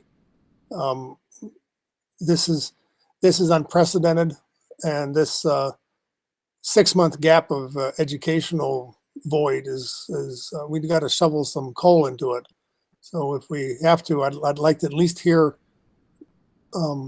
what it would cost to do this full boat. Yeah, and we'll definitely work on it, sir. My biggest goal right now is not only access and opportunity, but quality. I want to make sure it's aligned to what we're doing. It's targeted and specific. So, yes, sir, I'll bring that forward here in next meeting, but we are working on it, and we'll be back in touch. And just understand this, it will be a quick turnaround, meaning our first meeting in June. At our next board meeting, we may have to approve everything, but we wanted to at least bring it up tonight. So it's not a surprise when it may go quicker. Comes, sir. Congratulations on getting the initial 25,000, and to being able to put this together.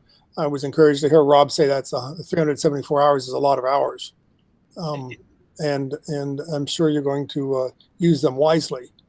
But echoing Walter's thing, let's not shortchange this if we have an opportunity for enriching the pool and covering more students. So don't let the 25,000 be your controlling factor here. Let's be the controlling factor getting these kids to read at grade level. Okay, sir. We'll work on it, sir. Okay, moving ahead. Yep, Randy, if you could. Is the board? I'm sorry. Is the board good? Can we move ahead? I'm good. Okay. Yes. Yes. Good. Okay, Mr. Hurley and committee members, we met. My team and I had a conversation with IUP regarding the literacy intern. You previously authorized us to secure anywhere from 6 to 8 literacy interns. I had some reservations about what that would look like if we're doing it remotely. As a result of that meeting, they gave us a great deal of latitude and flexibility that it can work for us. And it's upon us to build it and get them trained up, meaning the interns to do what we want them to do. But what I like about this, sir, We're still going to go forward at this point with 6, and if we need 8, we'll revisit it. But right now, what I like about this, sir, is whether we're in school in a session in the fall or done remotely, what's going to allow us from face-to-face instruction that some of our youngest learners may need. So when you look at the combination of what we're doing now and hopefully over summer, this will allow these literacy interns to fill in some of that face-to-face void or need that some of our youngest learners may have. And what I needed to hear from IUP was that they're willing to give us that latitude and flexibility. I heard that, debrief with the team. We feel comfortable then moving forward as is with the partnership that you previously approved. No action needs taken because, again, you already authorized it. But I wanted to come forward tonight was to be clear with the committee that we feel good about moving forward and being committed to this partnership as well. So we'll work on that. We're building that in flight as well. But when you look at the amount of money that it costs towards that, it's relatively small, and it can go a really long way moving forward. So that's where we're at. It's just a point of clarification, and I really wanted to bring you up to speed on that, sir. Any comments from the board? Mike, is there any way that these literacy interns that we currently have can be used in the summer to help supplement those 4 or 5 buildings readers? Well, we had that conversation with IUP for next summer, what that looks like, and they're willing to work with us. But I think they're tied more to a bureaucracy than we are as far as their structure and programs and parameters. As far as this summer, I don't think that's a possibility because they'll met their own hourly requirement. But again, looking at that United Way grant, it doesn't preclude us from them being some of our possible tutors and being able to help out in that area or seeing what else options exist. I know IUP was looking at doing a summer literacy camp as well. I don't know the details, but once I get that, I can make everyone aware of it. What we are focusing on is what happens not this summer coming up, but the one after that, if they didn't get their hours in. And to their credit, they're willing to work with us and talk to us, but they have much more bureaucratic structures or ties or limitations than we do. And please don't take that as they weren't thinking outside the box. It was just, I think it's a little bit easier for us than it was them, but it's something we're trying to work on, Ms. Leeper. I can't promise you, but it's something we're definitely working on and trying to vet out the best we can. I'm just glad to hear you're thinking about it. Thanks. Okay, I think we can move on, Mike. Number 6, instructional time. What I think we need some clarification here from the committee and from the board is I want to be clear and transparent. I'm going to make a recommendation that we hold off on hiring as long as possible because we don't know if we're going to be in session in the fall, and there's some cost associated with that, and we have to be smart about that. We also are facing quite a big deficit, and we have to be prudent about how we go about tackling that as well. And one thing that we have the option of doing, depending on our availability, is I just want to have a clear discussion about the number of teaching periods teachers are assigned to teach. I was working with Mr. McElhaney, and him and I had a conversation, and he said, Mike, look, we're going to have a conversation with the board because prior to my arrival, there are some comments or expectations about teachers can only teach X amount of periods. When I look at the contract, that just isn't accurate. We want to be fair to people. We want to be good to people, but you're looking at a high level of remediation, a high level of support that our kids are going to need, and we need to maximize the amount of periods we teach wherever we can and however we can. So I told Wade I'd afford him the opportunity to maybe really bring up what was told to him previously, have a discussion so we get the clarity that we need and that we can move forward. Thank you, Mr. Vukovic. The information Mr. Vukovic refers to, a number of years ago, the instructional assignments were balanced between 5 and 6, and then it was that a minimum of 6 periods were taught, and that became the standard. And was wondering, if there is a board direction with that standard as well now to exceed that 6.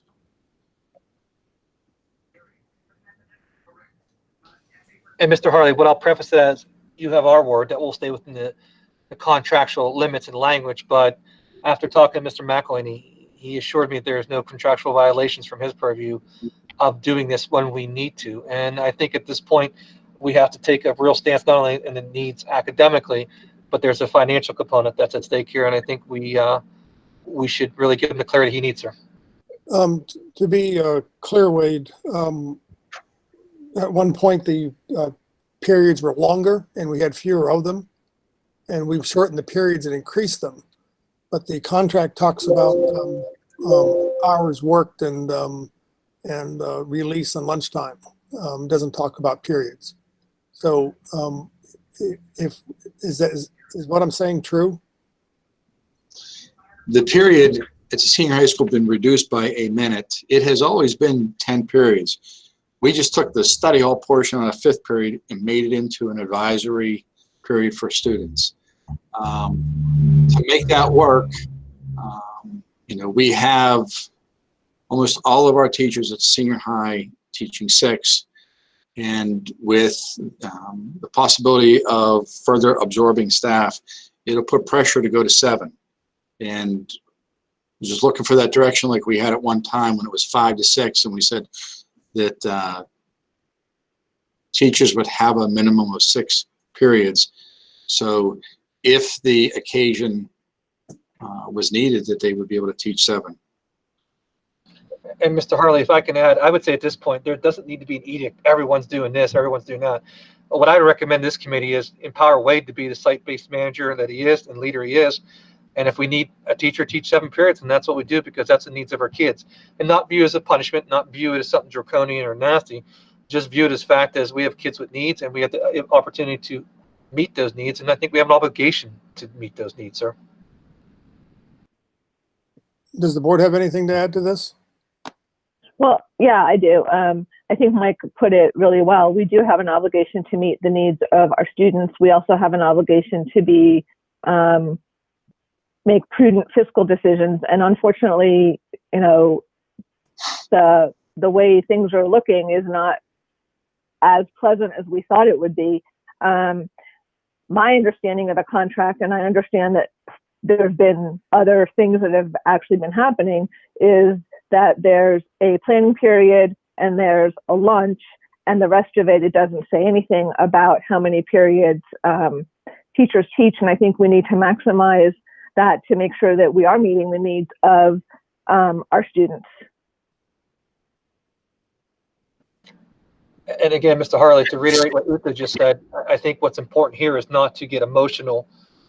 When you start talking like this, people think it's a punishment or being draconian. What we're trying to do is meet the needs of the kids within a limited budget, facing a pandemic, worldwide pandemic, and up to $3 million in lost revenue. And again, I say empower Wade to make those decisions where he sees fit, and that way we're being fiscally responsible, but also meeting the needs of our kids. I just think how we tackle this as a committee and as a district matters right here. And let me be clear, in my opinion, we're not being mean, nasty, draconian, or unreasonable. What we're trying to do is meet our kids where they're at and what they need from us. Ms. Leeper, I think sorry, go ahead, Ms. Lauer. We have teachers who are experts in teaching. So we should use them for teaching rather than some of the other things that I think we've been using our teachers for. And we may need that flexibility, but I think the priority needs to be the education. Yeah, and Ms. Leeper, you're right. We have an incredible staff. They're amazing. And I think, I promise you this, they're going to work like heck to fill in those gaps that are going to occur. They're going to do what's best for kids, because that's the type of people we have working with us. So I agree adamantly, and I think we're very fortunate. I just, I think transparency matters, and I promised Wade I'd give him an opportunity to bring it forward tonight and get the clarity he needs. And let me be clear, you have my word. Not one administrator is going to say the board said or you're to blame. It's just we need to have a frank conversation about where we're at, so we're on the same page. That's my goal. That's my intention. Mike, if I remember right, the appointment of duties is the role of the administration here. That's correct, sir. And I think you're well within your charge to make this. I hesitate to even call it a change, but I think you and Wade can work it out and extend our teaching abilities. And I agree with Uta that let's get the teachers teaching and get other things covered other ways that don't involve the teaching. Mike, this is Walter. I guess my one comment on this is that I wouldn't want to leave you or Wade with the impression that the 6 periods was somehow a restriction. um, I think I agree with Uta and Tom. I think we should certainly remove, at least if you're looking for board input, from my perspective as a board member, I'm not interested in having you folks look at that as a blessed restriction from the board's perspective. They need to, as Uta said, they're the experts. They need to teach, and whatever periods of day you need them teaching, whether it's 6, 7, whatever, that's what we expect. So I think that's the one caution I would have is that I never looked at that 6 as a board requirement, as a restriction in the number of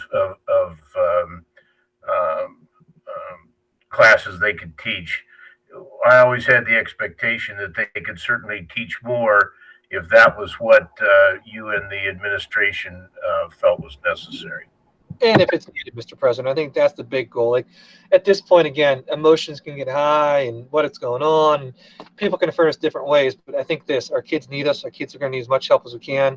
We need to empower Dr. Minnick and Mr. McElhenney to have the site-based decision-making and clarity they need to move forward and move the ship, because I think it's important. I think every penny is going to count right now. We have to be smart. And I think this is us being strategic. And I applaud Mr. McElhenney for bringing this up and as a solution, because I think it can help us go a long way, and I support it fully. And again, it's not a punishment, and I want to be clear on that. That's not us punishing anyone, and to be viewed that way would be inaccurate. To view it as a way to give kids what they need, maximize our efficiencies, and adhere to the contract is the way it should be viewed, with the kids at the heart of it. Mr. Harley, I'll take any other questions or comments on this, but if not, I'll move on to number 7, sir. Can we move ahead? The board? Yep. Okay, move ahead, Mike. Number 7 is real quick, sir. I want to applaud, Mr. Banning, and I think the elementary principals did a nice job building up a online registration form for pre-K and kindergarten. That is now going on as we speak. The links are on our website, and we just want to take this moment to not only applaud them for their efforts in making this done remotely and in an electronic manner, but also encourage our families to make sure they register. I think what we have in Indiana is quite beautiful. I think we have great teachers, and I think we need our kindergarten slots and pre-K filled. So whatever we could do to help encourage that and promote that, it's just simply an FYI at this point in time. I'm good with that. It would certainly be nice to know how many kids are coming into our pre-K and first grade, so we're not surprised. Yes, sir. So as easy as you can make that registration be, and as much advertising as you can get on that, that certainly would benefit the whole planning process. Yes, sir. If it's okay with you, Mr. Harley, may I move on, sir? Is the board good? Yep. The last end of the meeting, I'd like to dedicate some time to the principals to talk about and communicate with the committee about where we're at and a couple different things. What you'll see is elementary will go quicker, right? Theirs is pretty straightforward what they're doing. They're doing a nice job. But we start getting into some intricacies at the junior high and senior high with regards to end of the year requirements, end of the year expectations. As you know, the Indiana Gazette published that we were having prom, and it should have had a filter. And if it did, I apologize, but it should be pretty clear that depending on the governor's information, where we come in on his scaled model, and at this point, there would be no opportunity to have that. And again, would we love to? Absolutely. But we have responsibility to adhere to the law, adhere to the governor's expectations. So what we're going to do is a lot of principals, starting with elementary, talk about some updates where they're going, but then we're going to dedicate the rest of the time to the junior and senior high to talk about how things are looking at the end of the year, to give a pulse to the board and the committee about where are we, what planning stages are going on. I think the high school did an excellent job getting out banners for people's yards about being a senior, trying to celebrate this. No one likes the way we're doing things as far as possibly not having a live graduation ceremony. We're going to do our best to can, but we thought in the sake of transparency and just for an FYI, so you hear directly from Wade what's going on and not the newspaper, we think it's important that we spend now time talking about these items. I'd again say Wade to the last. We'll start off with I know we have Kelly on the line. We'll start off with Kelly, then we'll move on to Aaron to talk about what's going on at Eisenhower and Horace Mann, and we'll simply move on from there, if that's okay with you, Mr. Harlan. Okay, I'll take that as a yes. Yes, that's okay. I didn't hit the right button again, Rob.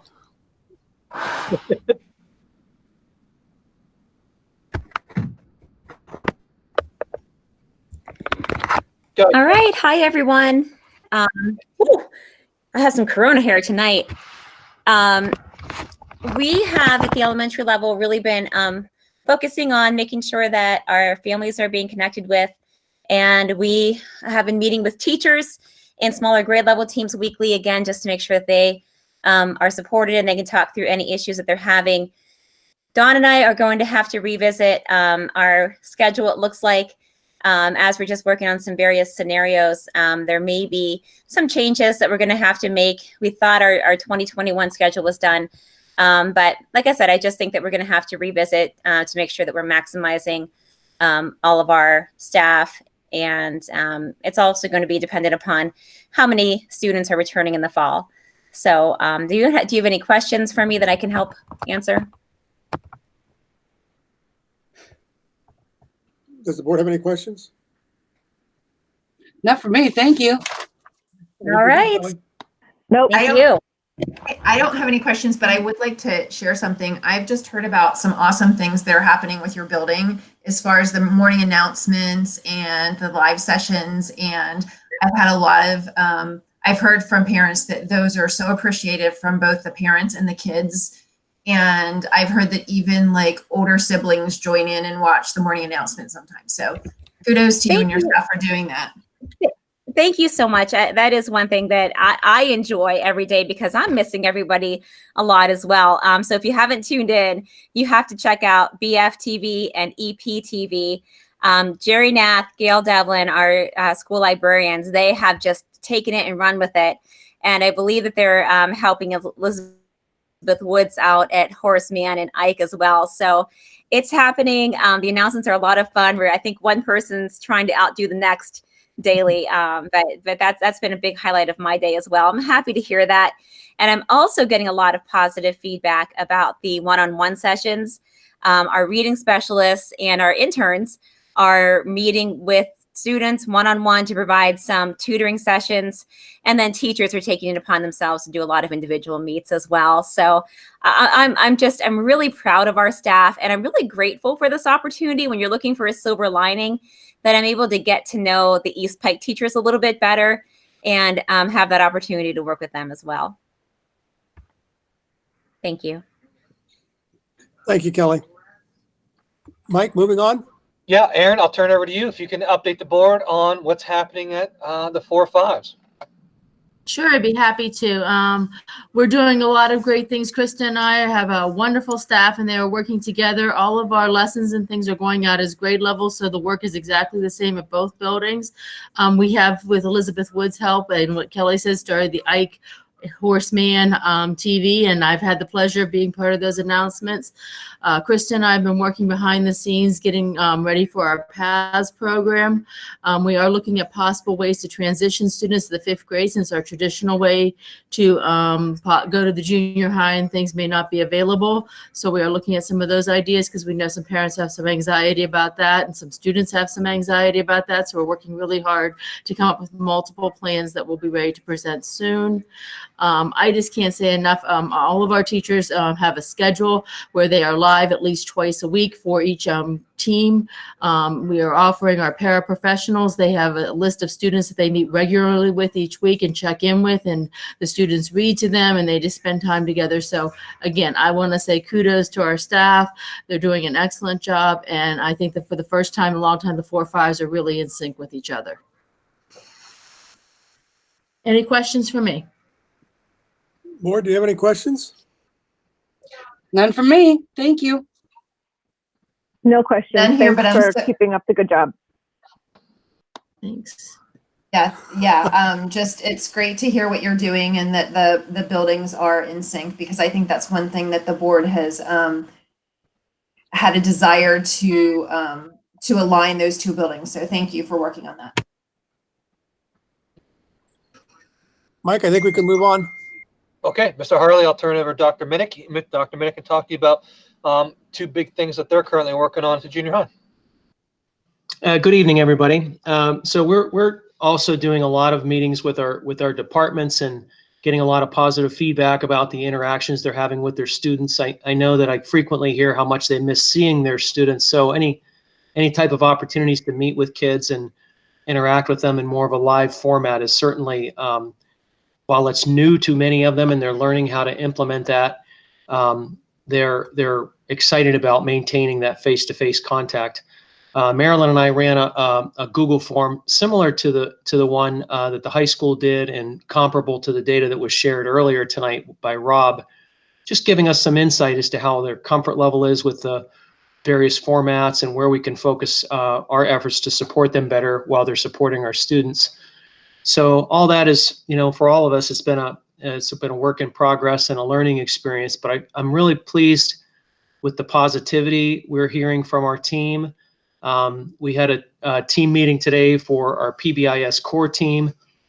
And just to remind everybody that junior high is in a planning phase this year, and next year we intend to implement PBIS.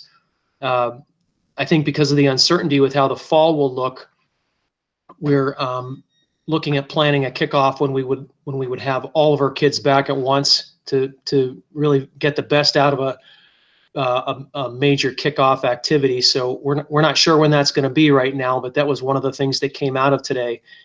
We had some help from Dr. Catherine Pogge as well as Wendy Williams from the IU, and they continue to rave about not only the strength of our team, and the positivity of the team and creativity of them. They're really excited about us putting our plan to action next year. They just are giving us such good feedback as to the planning and groundwork that we're laying this year for PBIS at the junior high school. The bullet on Washington, D.C.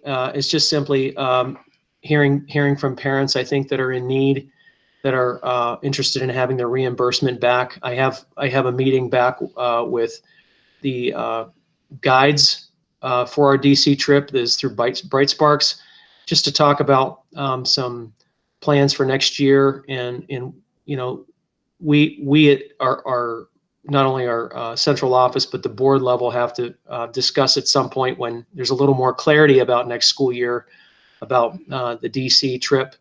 Right now, Mr. Cronauer and I have spoken about being a part of that reimbursement later this month and having those parents get their money back for those that paid the fee for DC. So the DC trip, as you know, has been a valued component of the 8th grade school year. And through our social studies curriculum, there's a lot of tie-ins with it. So that's been a kind of a hot topic with 8th grade parents that I've spoken with. And obviously that money is going to get back into their hands as soon as possible in a way that makes sense so that it's combined with other refunds. In closing, we're continuing to work very hard at looking at our schedule for next year. Our administrative team has been really collaborating, I think, better than ever before, and just in terms of finding ways to meet the multiple demands that are placed upon schools across the country, if not the world. And the progress we're making and the creativity that people in surrendering their egos to get what's best for our kids systemically has been both rewarding and nerve-wracking at times, because it's so much change moving so fast. But I do appreciate the support we feel at multiple levels, and from my colleagues on the administrative team to the community and our board. It's an incredibly exciting but challenging time to really manifest positive change in our profession. So I'm privileged to still be a part of that process, and looking forward to what outcomes we have for next school year in terms of making the best out of a situation that no one predicted going into this school year. Mike, is there any opportunity for the 8th graders that missed the Washington trip to go next year, or to go on a separate trip? Well, that would take some planning with the high school, of course. And quite frankly, I think it would come down to one of those things we would, if we're in a position where we're looking at overall expenses across the district, you would need to get a fair look at what the overall cost of the trip is and the rewards for the cost of that trip. So I think the easy answer is yes, and it'll be a matter if the board would like to protect that and preserve that as part of the school experience. And I think, of course, Wade and I would work it out. And then just move this year's group to next year and then plan on taking next year's 8th grade as well. But from my perspective, that bridge has yet to be crossed. Mike? It certainly would be, hold on, Walter. It certainly would be worth asking the question and seeing if there was interest. There may not be interest by the time you get to 9th grade. But I know the trip's a valuable trip. Yeah. So off we go. Go ahead, Walter. Yeah, I just wanted to say something very similar, Mike, to what Tom did. I think we should at least keep it the idea or the concept alive at this point until we have a chance to look a little deeper, find out what those actual costs are, find out where the budget's actually gonna wind up. And then, of course, see if there isn't sufficient interest from the students themselves to make the trip. So I think it certainly deserves some additional conversations at this point. And I would certainly encourage you and Mike Vukovic and Wade to continue those conversations of what that might look like, at least for the foreseeable future. Yes, of course. I agree, sir. Any other comments? Mike, I think we can move on to Wade. He's anxious to go. Oh, no, hang on. Okay, Yuta. Hang on. So I recall that we made the Washington, D.C. trip part of the social studies curriculum. And so I'm interested in seeing if there's a way to do virtual tours or something to get that in this year while it's not the same as actually going to Washington, D.C. on a trip.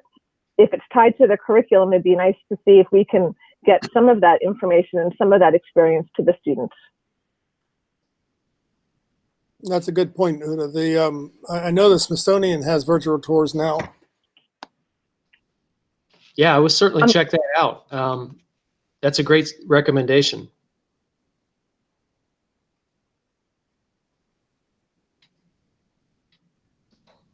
Mr. Harley, if it's okay with you, there's no other comments. I'll move on, sir. Any other comments? Okay, Michael, move on. Before I turn over to Wade, I just want to say thanks to the building principals and working on trying to really solve a lot of complex problems with regards to scheduling and staffing. So their work has been greatly appreciated, and we're heading in the right direction. Lastly, we have the high school. I think this one's the most important one, based again upon the prom being in the paper, and I wanted to give you opportunity to know everything up front.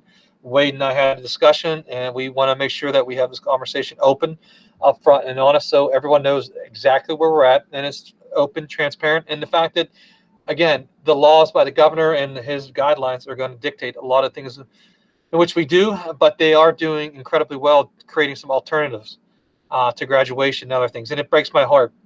And I know Wade is upset every day, him and his whole team, about what they might not be able to do for our kids, and it's devastating. But we have to surrender to that and see where we're at and do the best we can to overcome it. And we have no solid solutions today, but we just at least want to make you where we're at. So with that, Mr. McElhaney, do you mind if I turn it over to you, sir? Not at all, Mr. Vukovic. Thank you. I have a number of items here. When we received word that school was going to be closed through the academic year, we have a number of end-of-year advisors and coordinators, and we were meeting on a daily basis. Meeting because a lot of good people with a lot of good ideas could share those ideas and help each other come up with substitute activities, whether it be virtual or possibly later, depending on what Mr. Vukovic said, our guidelines for health and safety here for our students and school community.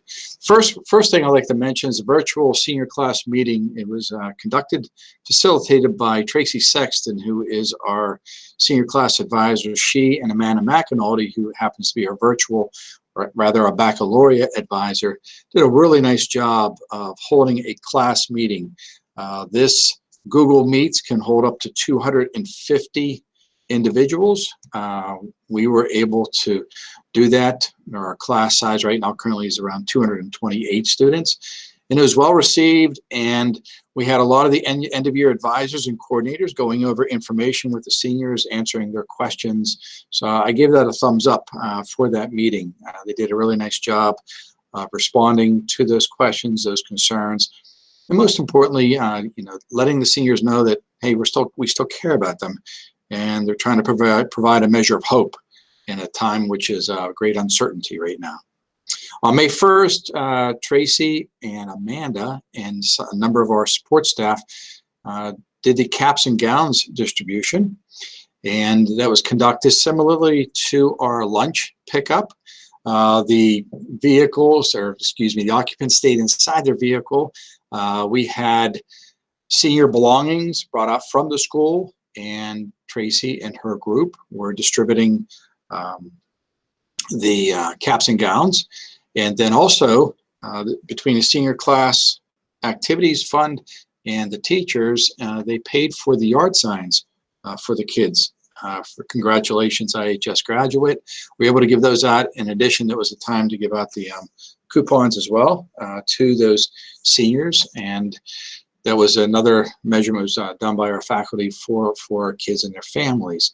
It was a very well received activity.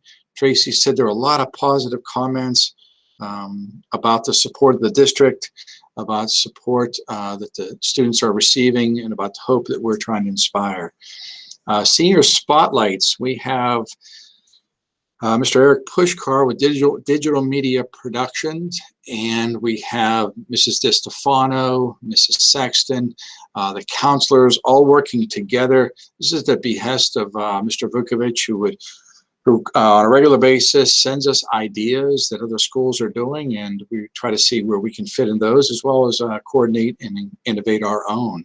So the senior spotlight should be hitting the social media here shortly. Just spoke with Mr. Pushkar about that.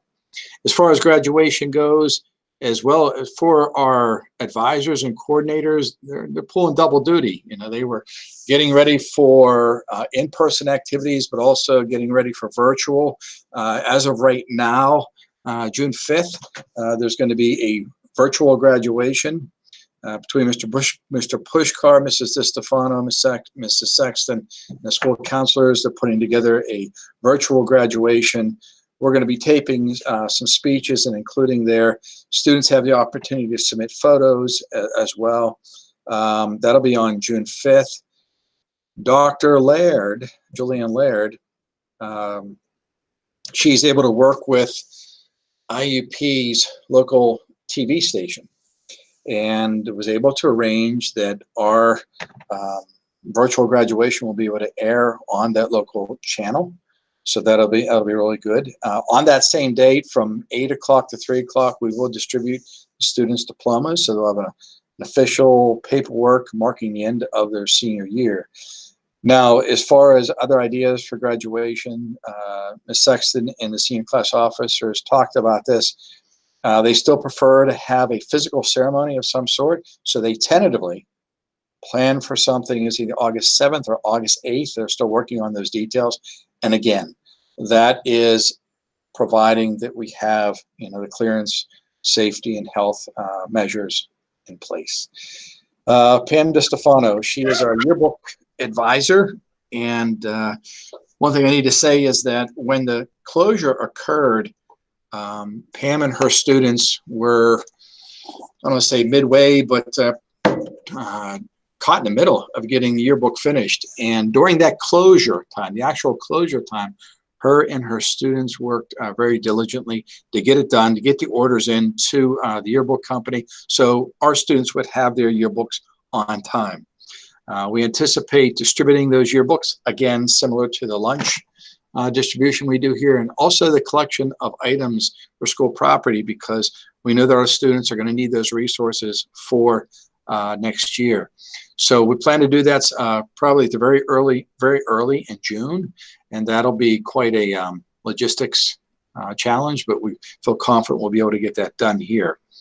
Katie Smith, one of our school counselors, she is in charge of the Senior Academic Awards recognition, and she's going to be doing that virtually. She's contacting those benefactors and seeing if they'll submit something recorded so that they can students know, the reasons for why the scholarship that they may be receiving is going to occur. So that date, we're going to be looking at sometime toward the end of May for that. Next up, we have Mr. Lazanik with us. He can talk a little bit about athletics, answer any questions in that regard. Mr. Lazanik. Microphone, bud. There we go. Thank you, Mr. McElhaney. Wade asked me to talk about a couple things that we're doing in the athletic department to try to highlight, honor our senior athletes, especially those in the spring who missed out on their chance to participate. A couple things I want to mention. This first one is a spring sports senior highlight. This idea came from Mr. Vukovic initially. Came down and we got some ideas from Franklin Regional, and I had a few meetings with Darla Matthey, set some parameters, and Darla took this project and flew with it. And she got Eric Pushkar involved, and also Pam DeStefano from the yearbook. And what Darla did was she sent out a survey to all 45 of our spring senior athletes, and 31 of them responded. So what we have done is we've taken that information. Pam has given us pictures of the athletes, and Darla puts the information in a Google Drive folder, gives it to Mr. Pushkar, who puts the survey, the information, and the pictures out on our social media websites. We're honoring 2 to 3 seniors a day, and it should go on through the end of May, which would be about the end of the school year, the end of spring sports. These can be seen on the school's Facebook site, Twitter site, and just recently, within the last week or so, Darla Matthey was able to get them on our school website, so they can also be seen through the senior high page website, and also the www.indianahighschoolathletics.org. In the 14 seniors that did not respond, we're still going to get them pictures and get them honored on these 4 sites. It's just that we won't have the survey, the demographic information. So that was it's a nice ongoing thing and a nice collaborative effort between all of us, between Mr. Pushkar, Ms. DeStefano, and us in the athletic department. The second thing I'd like to mention is something that an idea. It's going on nationwide, and it's more of an athletic thing where a lot of schools at 8 o'clock each night are turning on their football stadium lights for 20 minutes and 20 seconds to honor the seniors until the athletics come back. Mr. McElhaney and I talked about it, and with his blessing, we took our own little curve on this one. And on Friday nights, the last 2 Friday nights, and I will continue doing this through June 5th, which will be the end of the school year, at 8 o'clock, the 20th hour on Friday nights, we have something called Friday Night Lights to not only honor our senior athletes of the class of 2020, but all of our class of 2020. Tracy Sexton, the class advisor, was also involved in this. So and some of you may have noticed, but on Friday nights at 8 o'clock, the scoreboard is on at this football stadium. I've got it set to 20 minutes and 20 seconds with the score 2020. And the lights come on at 8 o'clock, and the football lights at the football stadium and the scoreboard burn for 20 minutes and 20 seconds in honor of our Indiana high school senior class. So 2 nice touches, just trying to do anything we can for our seniors. Thanks, Mr. McElhaney. Thank you, Mr. Lazanik. Yep. Okay, the next item, Amanda McAnulty. She is our baccalaureate advisor. She's working with a group of students for that student-run or student-generated activity. That will also be a virtual activity. The next one, Michael Burdig. He is our prom advisor. He's been working with his SGA students, trying to come up with a tentative date. They were scheduled to have prom as May 23rd aboard the Gateway Clipper. They've been in communications with the Gateway Clipper. They were able to reschedule that again tentatively, providing that the guidelines permit us to do so.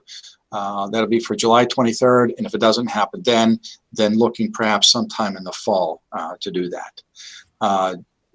Dr. Julianne Laird, like I said, she's working with the vocal music students to provide that accompaniment for a number of these activities, and she's been working with software that'll permit her students to participate remotely for these things. And the last item is the TSI plan that we went over. That has to be posted for 30 days and then approved by June 30th. Any questions about those items? Wade, Go ahead, Walter. this is Walter. Traditionally, the board has a very, very small role in the graduation ceremony. And in this virtual plan that you're figuring on for June the 5th, and I'm looking at this kind of from a personal perspective as well, was there any role for the board members to play, or if you have any plans to involve any board members in that program? Yes, Mr. Schroth. Ms. Sexton just put together a rough draft of the ERDO for graduation. I have yet to look at it, but she was asking about that today, about the opportunities for people to become involved, how we would do that, as far as speeches go, and have a few ideas also that we're developing. So as we move along, and if I can take away from here that you certainly would encourage board participation, however limited or involved, that to be a presence during that virtual graduation, as well as that physical ceremony, whether that occurs in August, the beginning of August, or whether that occurs later in the fall. Yeah, I think I mean, it's really up to the students as to what they really want. It's their ceremony, and maybe they don't want some old gray-haired guy that's got a pot belly saying or doing anything, and I'm more than okay with that. But on the other hand, I would certainly not want to miss the opportunity to honor them, and it is an honor to present their diplomas or to be present on the stage when those diplomas are presented. But the other kind of personal aspect of this is I just need to know whether to reserve June the 5th for some activity here, or whether it's going to be pre-recorded, or just what your thoughts were on it. Well, the thoughts are that it can include perhaps both. The virtual, of course, would be taped ahead of time. But if we were able to do something, as we move along the next coming weeks, we'll see where we are with those health and safety measures. But we would want to definitely do that, because you play an important part in that, in bestowing or conferring those diplomas to those students. So the answer is yes all the way around, and we're still developing, and we will take our cue from those health and safety guidelines that we have. And if we could do it on a very limited basis, then we're looking at that. I have some ideas I wanted to talk to Mr. Vukovic about to see if they're consistent with what we're trying to promote here at school, but at the same time, honoring those seniors in a very commemorative way. Thank you. You're welcome. Wade, Greg's done a great job of honoring the senior athletes. And I would like to point out that we're almost 25% of our seniors are participating in athletics, which I think is a phenomenal number. That they stay with it for as long as they do and contribute. Is there any opportunity to do a similar honoring for the members of the band or the drama people that those kind of extracurricular activities that didn't get to do a senior event? Yeah, those are happening in the senior spotlights, which you're putting together. And on the senior spotlights, it includes all of that background information, those activities, quotes, perhaps maybe students want to place, but that's all part of the bigger picture. Bigger picture. Great. I'm glad you're covering that too. Thank you. You're welcome. Anything else from the board? Yeah, I wanted to ask Greg. He said that 14 of the senior athletes did not respond to the survey. Did anybody reach out to them in person and see if you could get them to, give you some answers so that you could do a tribute to them as well? Maybe not with all the information, but it might be something nice for them to keep and have a copy of in the future. It might be something that they could look back on. Sure, we can try to reach out again. The best way to do it is through email. There it comes up on the screen there what we're doing. No, that's just a senior. I'm sorry, that's just a senior one. But even if we don't get in touch, the other 14, we are still going to put the pictures, the exact same thing on social media. Is just that we won't have a lot of the biographic demographic stuff, but we'll reach out to those 14 again. Sure. Yeah, they are very, very nice. And it would even be nice if there could be a printed version of it given to each student with their diploma or whatever, since they don't get to have the opportunity to have any kind of an assembly or anything. Okay, we can, I don't know the offhand the logistics of that, but we can talk to Mr. Pushkar, I'm sure. Mr. Hurley, I just have one last thing. I bet you do. I'll make it quick.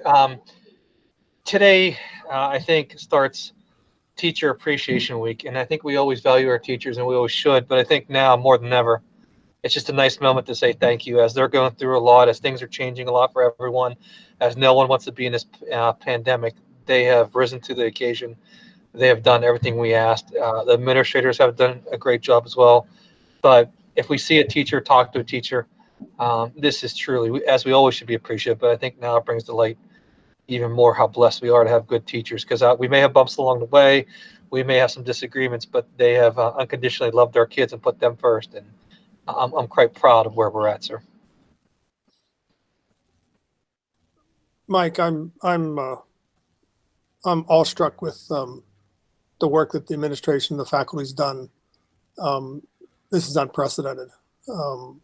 The amount of care. I hope the public understands that we're going to make a few mistakes along the way. When we do, let us know.